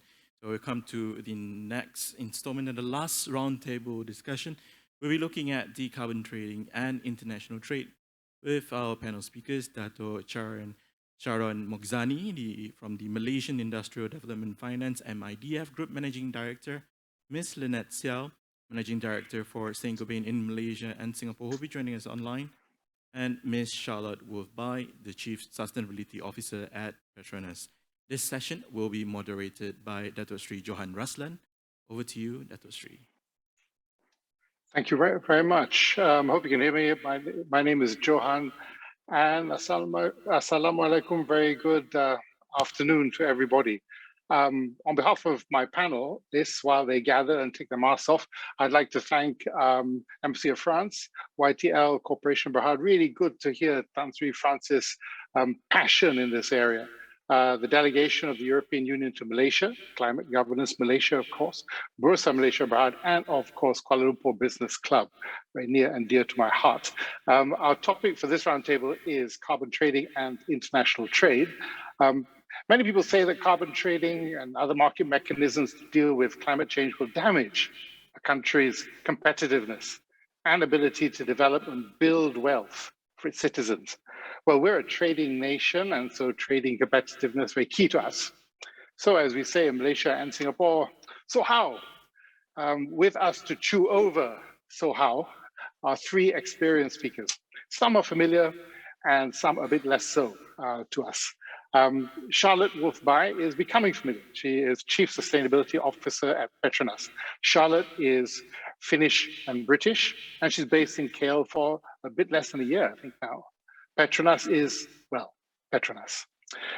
Dato' Sharon Moghzani is a lawyer turned banker who is Group MD at MIDF, a government-linked financial group. And Sharon is familiar to a lot of people in the room and online today.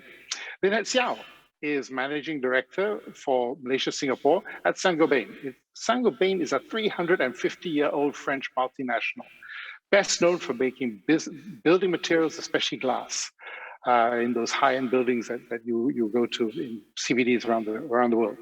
Lynette is Malaysian, based in Singapore. So there we have it, Malaysia's loss, Singapore's gain, Finland's loss, Malaysia's gain. It all evens out in the end. Listen, ladies and gentlemen, not our fault, and not blaming anybody, no blame, but we are way behind time. So shall we just dive in, ladies and gentlemen? And the order we're going to go through this is Charlotte, Sharon, Lynette. So Charlotte, if you could just kick off, please, with your take on our topic. We'll follow this with Sharon and Lynette. Charlotte, over to you. Well, thank you very much, and thank you very much for having Petronas here today, and Your Excellency and Tan Sri Dato'. It's a real pleasure to be here.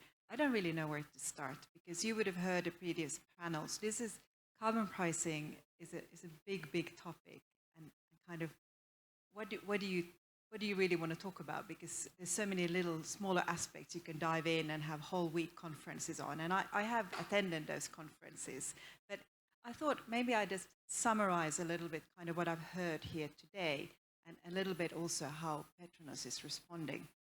So first of all, if you have, some of you have for some reason just walked in or maybe even been asleep, what is carbon pricing? Well, it is kind of polluter pays principle.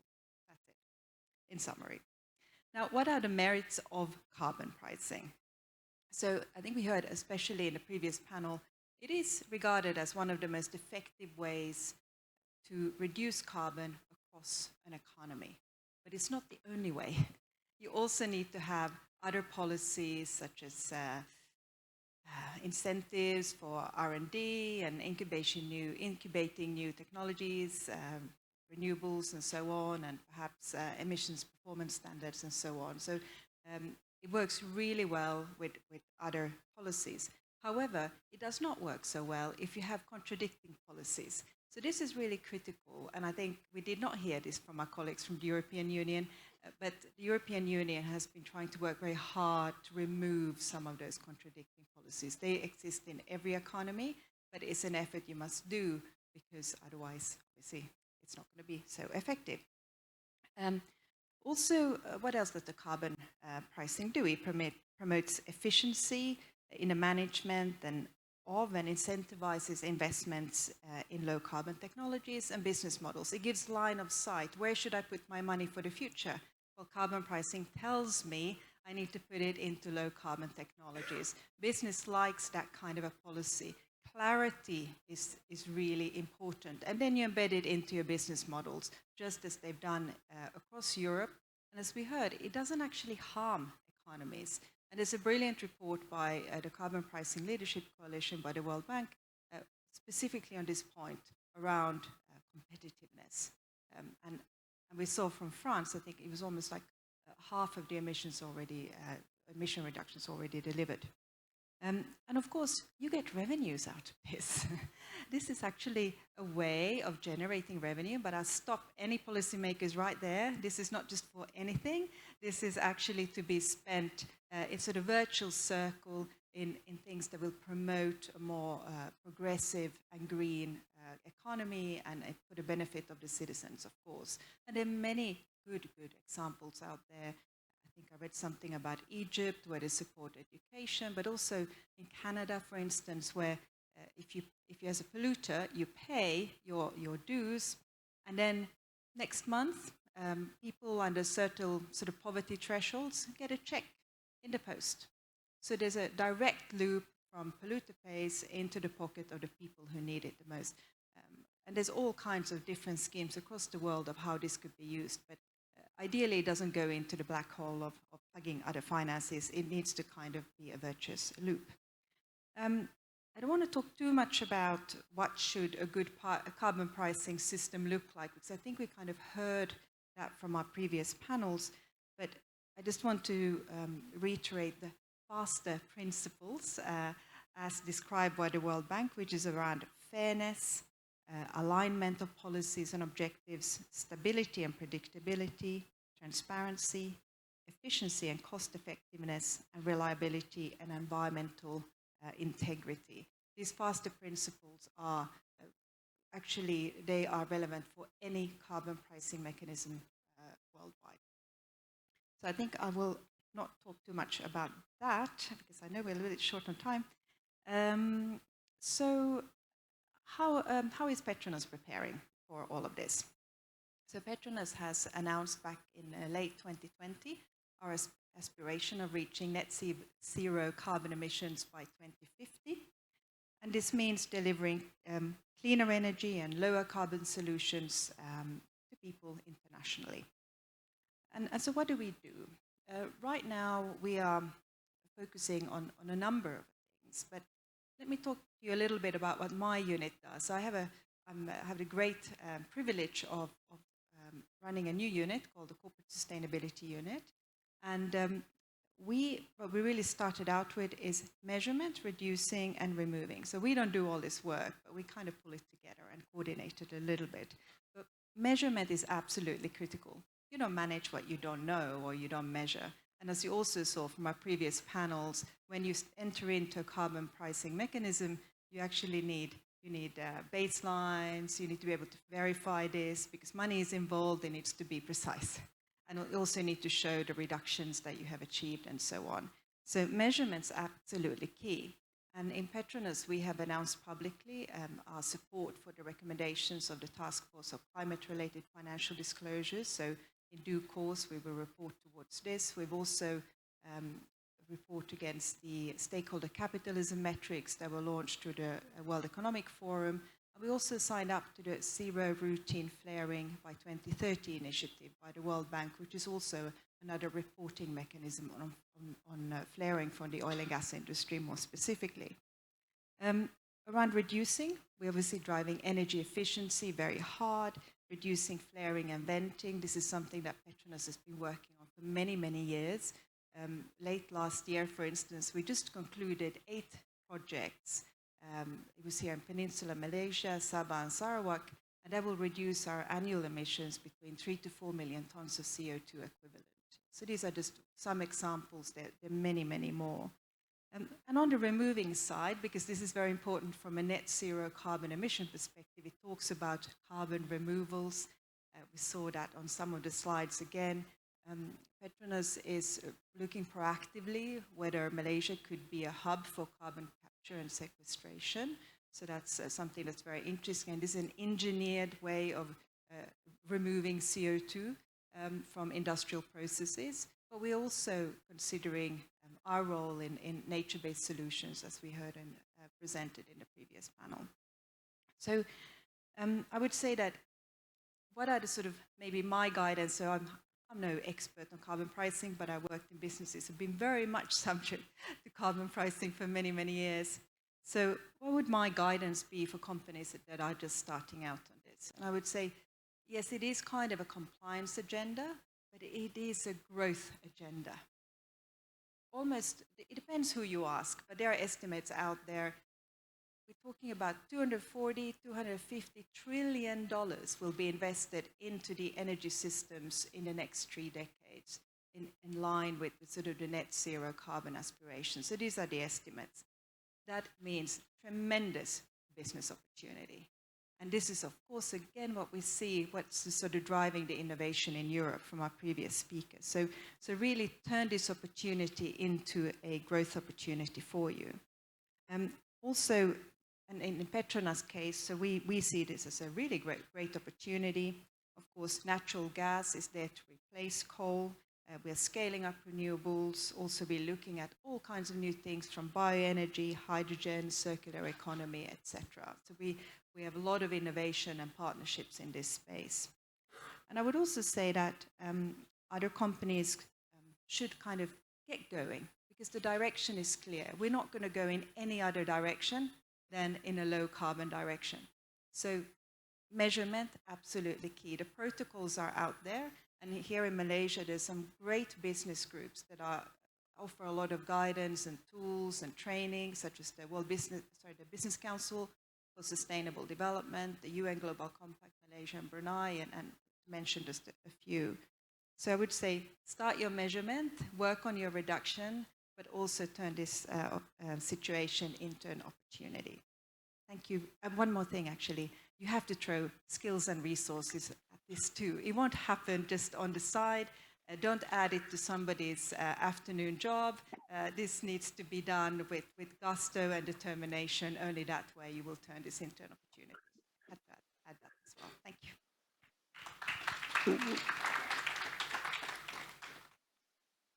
Thank you, Charlotte. You mean not free? I'm sorry. You obviously been in Malaysia a very short time, and haven't picked up the local culture yet. But yeah, that's a good message to companies out there that it doesn't come free. I'm going to call now on Dr. Charan Moksani, our lawyer turned banker. Charan, if you don't mind, I know you have a few slides, but if you could really shorten them, that'd be really good. Thank you. Okay. Thank you, Johan. Your Excellency Ambassador Roland Galahad, Yang Berbahagia Tan Sri Francis. No, he's not here. Great speech just now, Tan Sri. Fellow panelists and everyone here. I have about 100 slides, which I will now condense to 3. Can we go to the first slide, please? Okay, so we're supposed to talk about carbon trading as well as international economics. So one of the things which comes out of carbon trading or carbon pricing is this carbon border adjustment mechanism, which the EU is thinking about, which I think is a great idea, because we do have to do something about how we account for carbon. So if you look at this table here, China emits 10.7 billion tons of carbon a year. A number thrown about all the time, 30% of the world's carbon. But if you divide it by the number of people in China, there are over 1 billion people in China, it's only 7.4 billion tons of carbon per head. Then you have someone like the United States, which is, oh, wow, 4.7, you know, less than half of China. But on a per person basis, it's 14.2 tons per head. And it goes on. So, you know, we have to decide. It's so easy to blame China, but they've got, you know, 1 billion people. India's got 1 billion people. Of course they're going to emit more carbon. They just have more people. They breathe more. And generally, the richer a country is, the more carbon it uses. And that's it. I mean, there's a whole point of being a rich country. You can drive around in a car, you can have your air conditioner on, you can have all kinds of nice goodies and toys, and all those things cost carbon. They don't come for free. EU, brilliantly, is now down to 5.8. Russia, 10.8, and Saudi Arabia, 18. Now, it's not like Russia and Saudi Arabia are particularly profligate when it comes to carbon. They don't, you know, drive bigger cars or have their air conditioners on for longer. They're at 10.8 and 18 because they produce petrochemicals. It takes a lot of carbon to produce, you know, petrol. It's not because they burn the petrol in Saudi Arabia. They produce petrol in Saudi Arabia and send it somewhere else. And again, I'll come back to this point. As you see, ASEAN is 2.4, which is very low because ASEAN is nowhere near as rich as the EU. It's only 2.4. But Malaysia is high, 8.4. But Malaysia is also a producer of petrochemicals. But we don't account for it. We just say, Malaysia bad, ASEAN good, Saudi Arabia bad, Russia bad, EU good, China very, very bad. I mean, that's the kind of way we talk about carbon. But it's not right. Because what happens is that Saudi Arabia uses a lot of carbon, yes, but they do it to produce petrol, which is consumed by somewhere else. So everybody who consumes Saudi Arabian petrol is getting a free ride on the carbon used to produce that petrol. And I think it's just brilliant that this carbon border adjustment mechanism is in place, because then you truly and properly account for carbon. You can't get out of your carbon mechanisms by offshoring all the carbon stuff to China or to India, or whichever low-cost country, or Vietnam, or wherever else it is, because it just doesn't work. Hopefully it won't work that way anymore. So, you know, I salute this CBAM, and I really hope we arrive at far better carbon accounting, because it's just too easy to blame poor, big countries for the faults for carbon, when it's not their fault. The fault lies with the rich countries. And, you know, so again, you look at the US emission per capita, and you will look at the EU one especially and say that, you know, does the EU one actually include all the carbon they have just offshored and passed all the dirty stuff off to, I don't know, China or Malaysia or somewhere else, and which is why the EU has such a fantastic carbon per head. Because it doesn't look quite right, does it, that EU is only double the carbon of ASEAN. I mean, EU is more than twice as rich as ASEAN countries as a whole. And so, next slide. And the second thing which drives me to talk about this is Malaysia is green in so many ways. Just go outside, it's green. Go outside in Europe in winter, there's no green. You go outside in spring, there's hardly any green. So we are green all the time. And as a tropical country, we are the natural issuer of carbon credits. It should just be us, because we can sequester. Nothing sequesters carbon like a rainforest. And we have tons of rainforests. Even the much derided palm oil, at least it's trees on tropical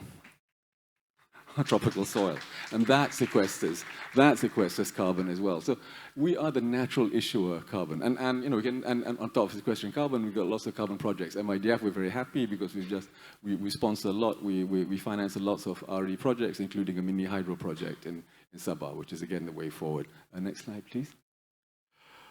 But you know, we're a bank, and this is the reason why MIDF is in this, because energy traders see big money in carbon emissions markets. And by the time people like Vitol and Glencore, which are traders in oil and gas, decide to go into trading carbon, you know it's a big market. And you know, we circle the $22 trillion market by 2050. So it's big money, and there's lots of things to be made. So it's not just altruism which drives banks to do this. It's also, you know, there is money to be made. Next slide, please. Okay. So the blue line is the S&P 500. It's gone up and down, up and down, up and down since 2019. The red line is carbon credits. So, you know, if you're in a bank and if you're a trader, you're probably better off doing stuff on the red line than on the blue line, and which is where we want to be. Next slide. So, to put it, we've heard a lot about what's driving carbon. Sometimes it's going to be voluntary, sometimes it's going to be mandated by the governments, but it's going to happen because more and more people will need to offset the carbon they produce. And we think, and that will lead to more participants in the market, which means to a larger market. And of course, you can combine carbon with the other buzzword, which is blockchain. So you can have carbon blockchains, and you can trade carbon blockchains and do incredibly good things on carbon blockchain. So that is going to be the future. Next slide. And there's a final slide. So one of the things we're going to be doing is working with other partners around the world to help people do carbon management. So first we'll help you, we'll find people to help you measure your carbon and decide how much carbon credits you need to buy. And then we'll find you a source of where to get the carbon from, help the people who can do offsets to issue carbon, and then bring transparency, liquidity, make it a felt market, which is fair, efficient, liquid, and transparent market across carbon. Next slide. Yeah. So before I end, so the big thing here is that we think that because Malaysia is an issuer of carbon, is a natural issuer of carbon credits, we don't have to wait for Malaysia to have carbon trading. We can bring, I think, Malaysian carbon credits and sell them around the world, sell them in the EU, sell them wherever people want to buy them. Because the important thing is to have it certified. Now, there are people like the Gold Standard, just mentioned earlier, which will help you certify that your forestry project actually sequesters carbon. But once you can do that, or your run-of-the-river hydro actually offsets carbon, once you can do that, why limit yourself to selling it in Malaysia? Why not sell it in the EU? And I think this is one of the things we think is a natural way forward. So, Johan, I'll stop there because I don't want to take any more time. Thank you. Thank you very much. Yeah, thank you, Sharon, for compressing that 100 slides to 3. I think it was wonderful. And then over to you, Lynette, down in Singapore. Hopefully, if there's one country that's more exposed to climate change than Malaysia, it's actually Singapore. So yeah, hope you're keeping dry down there on a wet day like this. Lynette, how are you? Over to you. You are muted, actually, Lynette. You have to unmute yourself. Hello, hi, good morning and good evening. So our vision is to become the worldwide leader in light and sustainable construction.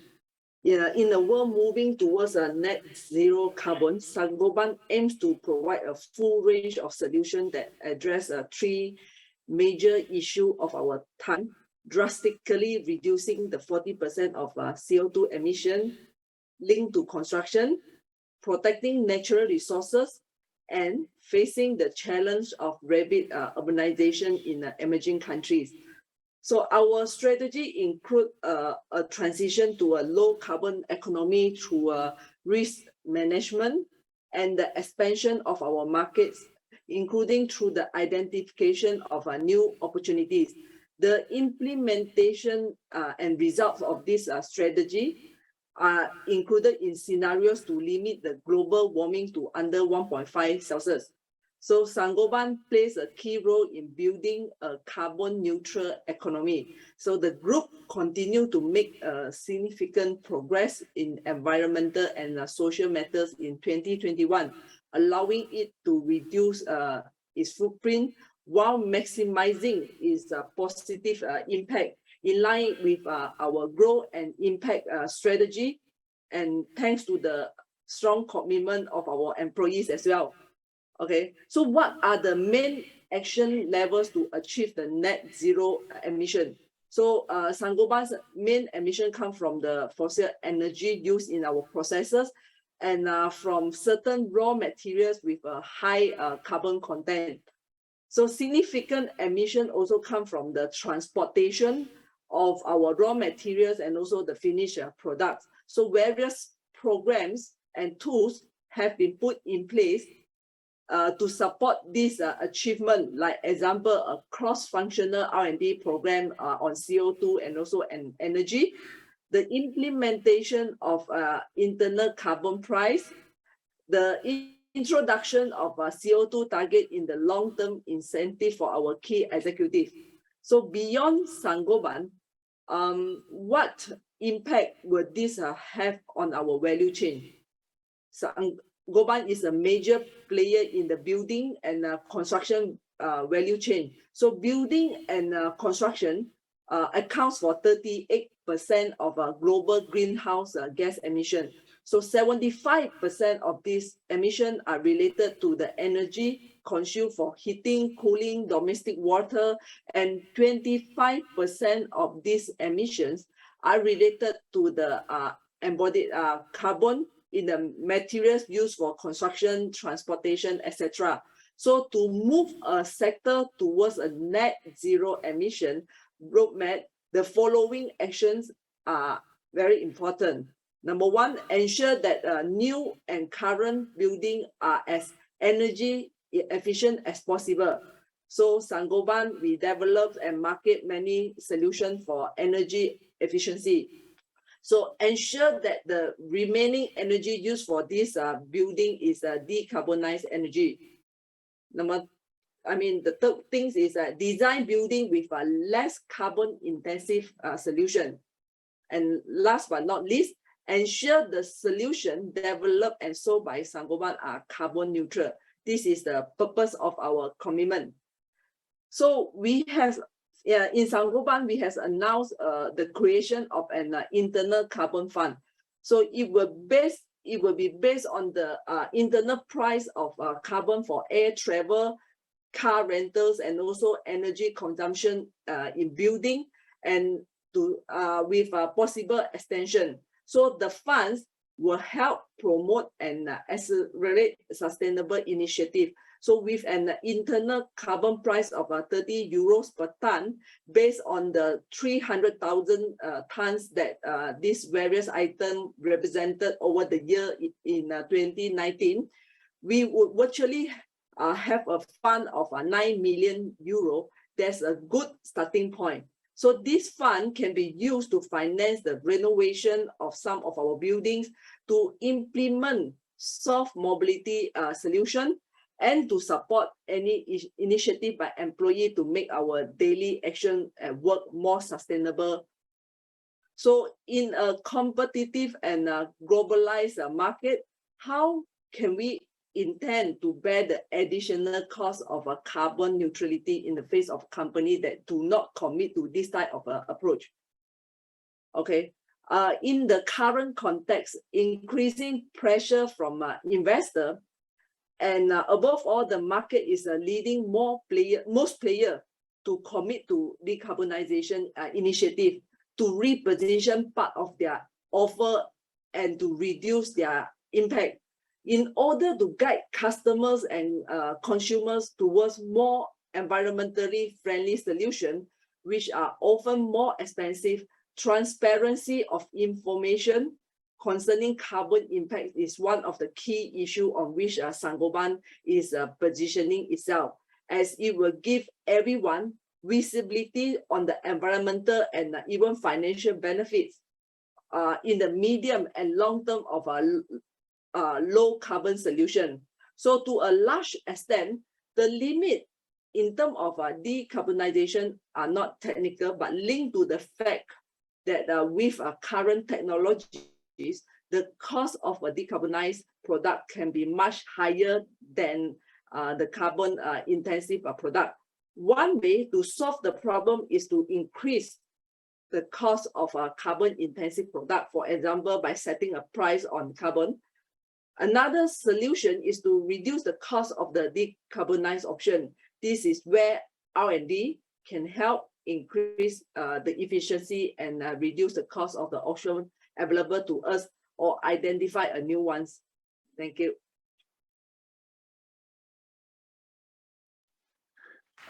Lynette, thank you very much. Thank you so much, Lynette. Okay, we've caught up time actually admirably. And I really want to thank all of you for really putting it all together and summarizing what you're going to say. To make up for those early fellas that took, those guys. So anyway, what I want to say is, I think, Charlotte, I must have a confession. I've spoken to Lynette and I've spoken to Charon, and we've all agreed that if there's one question, I'm just going to ask you and you're going to answer it. And you can see Lynette is smiling because she agrees. So I got a question. You know, I think I was struck by one of the very early panelists or speakers, I can't remember who showed quite a lot of, might have been Tan Sri himself actually, saying there's quite a lot of different schemes around in Asia, more than I expected. You know, if we are late sort of to the game, are there kind of short on a countrywide level? Are there kind of, how should we do it? Do we go all in? Do we stick our toe in the water? You know, what should we do? What would you advise us? Because you, by the way, I just want to make a plug. You had a role to play in writing the 2019 World Bank Carbon Policy Leadership Coalition report, and I do recommend that report to anybody. So, Charlotte, what do you think for people like countries like ourselves? Should we jump in or dive in head first, or stick our little toe in the water a little bit? Charlotte. So, I'm not a policy maker, so I can't advise. But from my work with the World Bank on this, and working together with the very eminent co-chairs of the World Bank Carbon Pricing Leadership Coalition, there's a lot to be learned from other markets. And I think we heard this also, I think it was from Martin from the European Union. Let's not repeat mistakes that have been made elsewhere. I think that's a critical point. These mechanisms are quite complicated and complex, but that does not mean we should not go down that route. A carbon price is the only mechanism we come up with to decarbonize economies. It is the most effective way. But should you throw all in or just work on one thing at a time? I think Malaysian government has quite a clear approach here. So they're going to start with the voluntary carbon mechanism, also looking at a tax and a market mechanism. And I think they tend to work in harmony in most other countries too that have been at this a bit longer. So I think the pathways are good, but really to learn from the existing markets, I think that would be absolutely critical. And those principles I mentioned are so important. We need strong integrity, environmental integrity. It needs to be robust. Also, you need to have oversight because there shouldn't be any market manipulation and so on. So all these things we can learn from others who've been at it longer, and then that means we can shorten the policies or the development time. But I must emphasize that when you bring new mechanisms like this into a market, you must engage with stakeholders. So what comes to voluntary market mechanisms, if they're nature-based, I mean, they could also be about methane from landfills and all of these things, but you do need to engage with the local communities, make sure there's co-benefits. People need to feel that there's a positive change for us doing these things. And on carbon pricing, need to engage industry widely, but there's some great industry platforms in Malaysia that can support all that stakeholder engagement. But I think the Malaysian government approaches are very sound and solid and in line with the good practices out there. Well, thank you very much. I'm actually going to stop the session there. I'm going to just sum up. So some of the things that were said today were in our session were taxation, that's combined with market mechanisms. Market mechanisms actually have the advantage of driving market behavior. Carbon pricing is the most effective way to decarbonize. It is complicated. I think you said that at the beginning, Charlotte. But we can start with pilot schemes. And somebody mentioned sector by sector, of course. You can work on the sectors where there is greatest impact. We can learn from the mistakes of others. I think others, including the EU, have said that. Not everything was done well, and late mover has that advantage. Schemes are popping up all over the world, including Asia. So we're actually, Asia is also in there. Complement market mechanisms, carbon pricing with other policies. And I think somebody mentioned somewhere, try to stop those undermining policies that work in the other direction. I won't go into those, what they are, but there are a number of those that we might have to end them. Right, ladies and gentlemen, thank you very much, and please thank my excellent panelists, Charlotte, Charon, and Lynette from Singapore. Thank you very much. Assalamu alaikum. Thank you to all panelists and Dr. Sri Johan Raslan for moderating our final roundtable discussion. Thank you very much to our panelists today. So we have come to the end of our dialogue today, and as a closing remark, I would like to invite Dr. Muhammad Faiz Azmi, President of Kuala Lumpur Business Club, to deliver his closing remarks. Dr. Sri.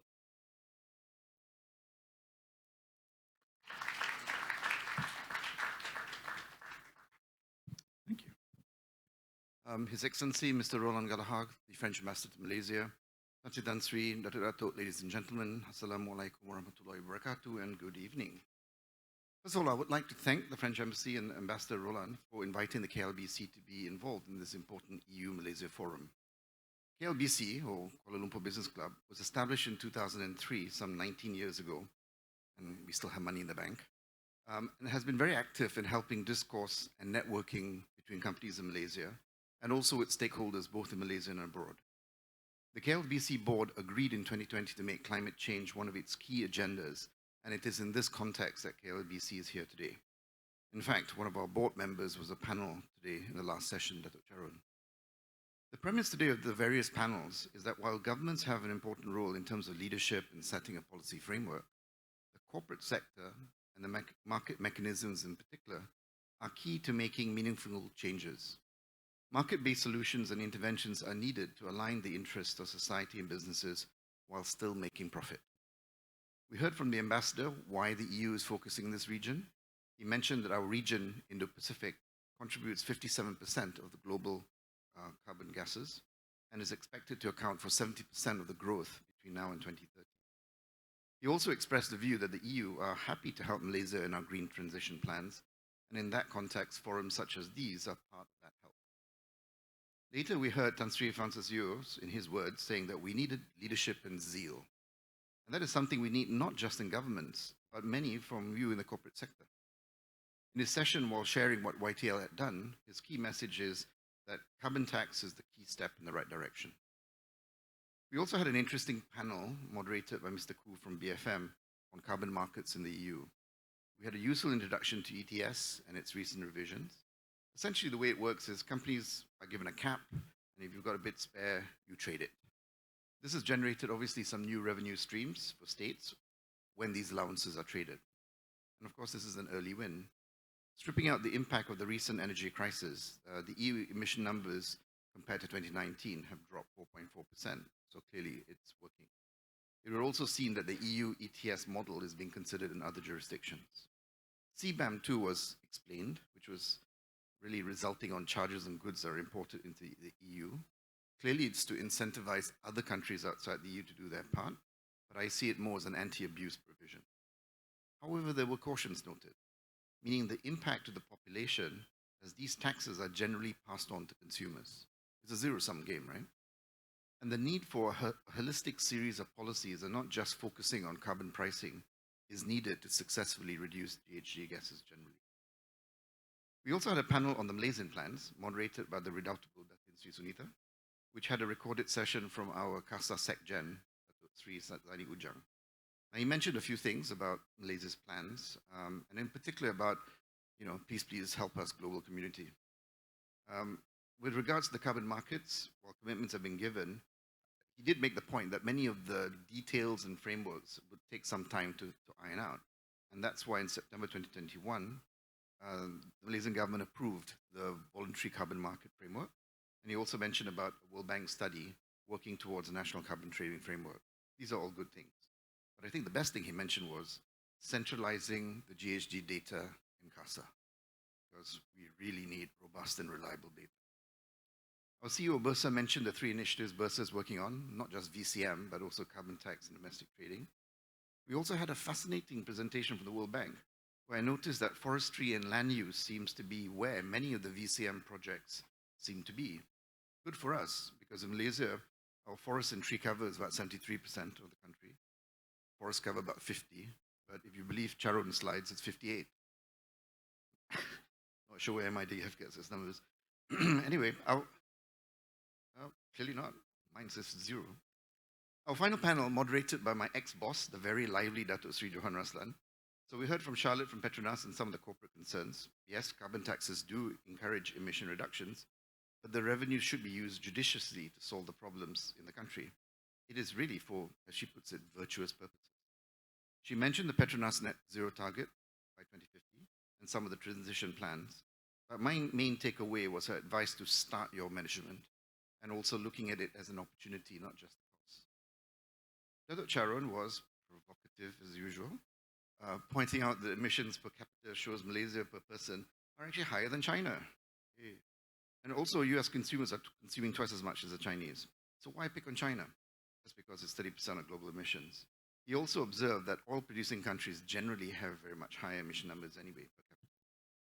Lynette from Saint-Gobain, Singapore, stated her firm's ambitions and shared their transition plans, and also mentioned the point about cost increases and the impact of their pricing.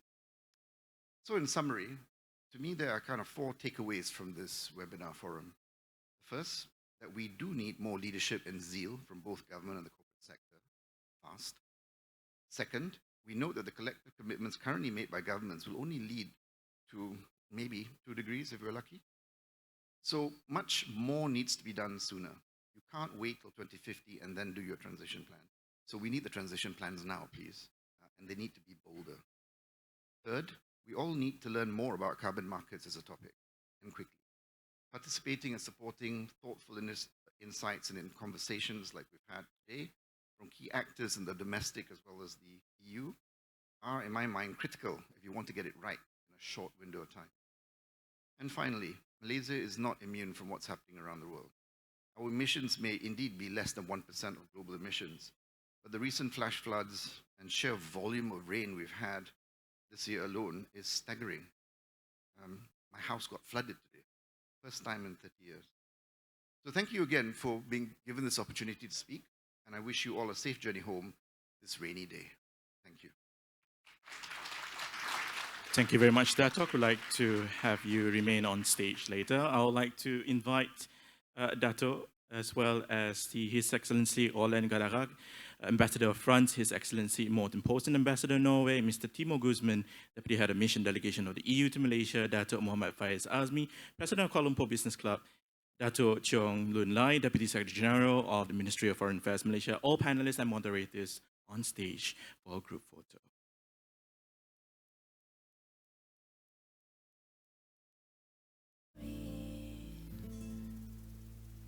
They can be invited, but some are up to get mine. Frightening, and as we die, both you and I, with my head in my hands and sit and cry. Don't speak, I know just what you're saying, so please stop explaining. Don't tell me 'cause it hurts. We have moderators and panelists on stage, as well as your Don't excellencies speak, for I group know photo. just what you're thinking, and I don't need your reasons. Don't tell me 'cause it hurts.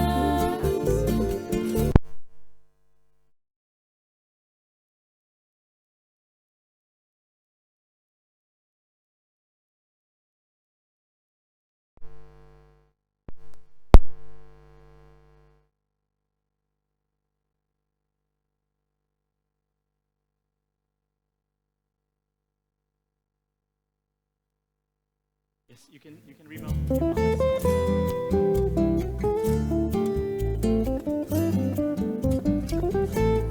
Alright, so our cameraman's ready.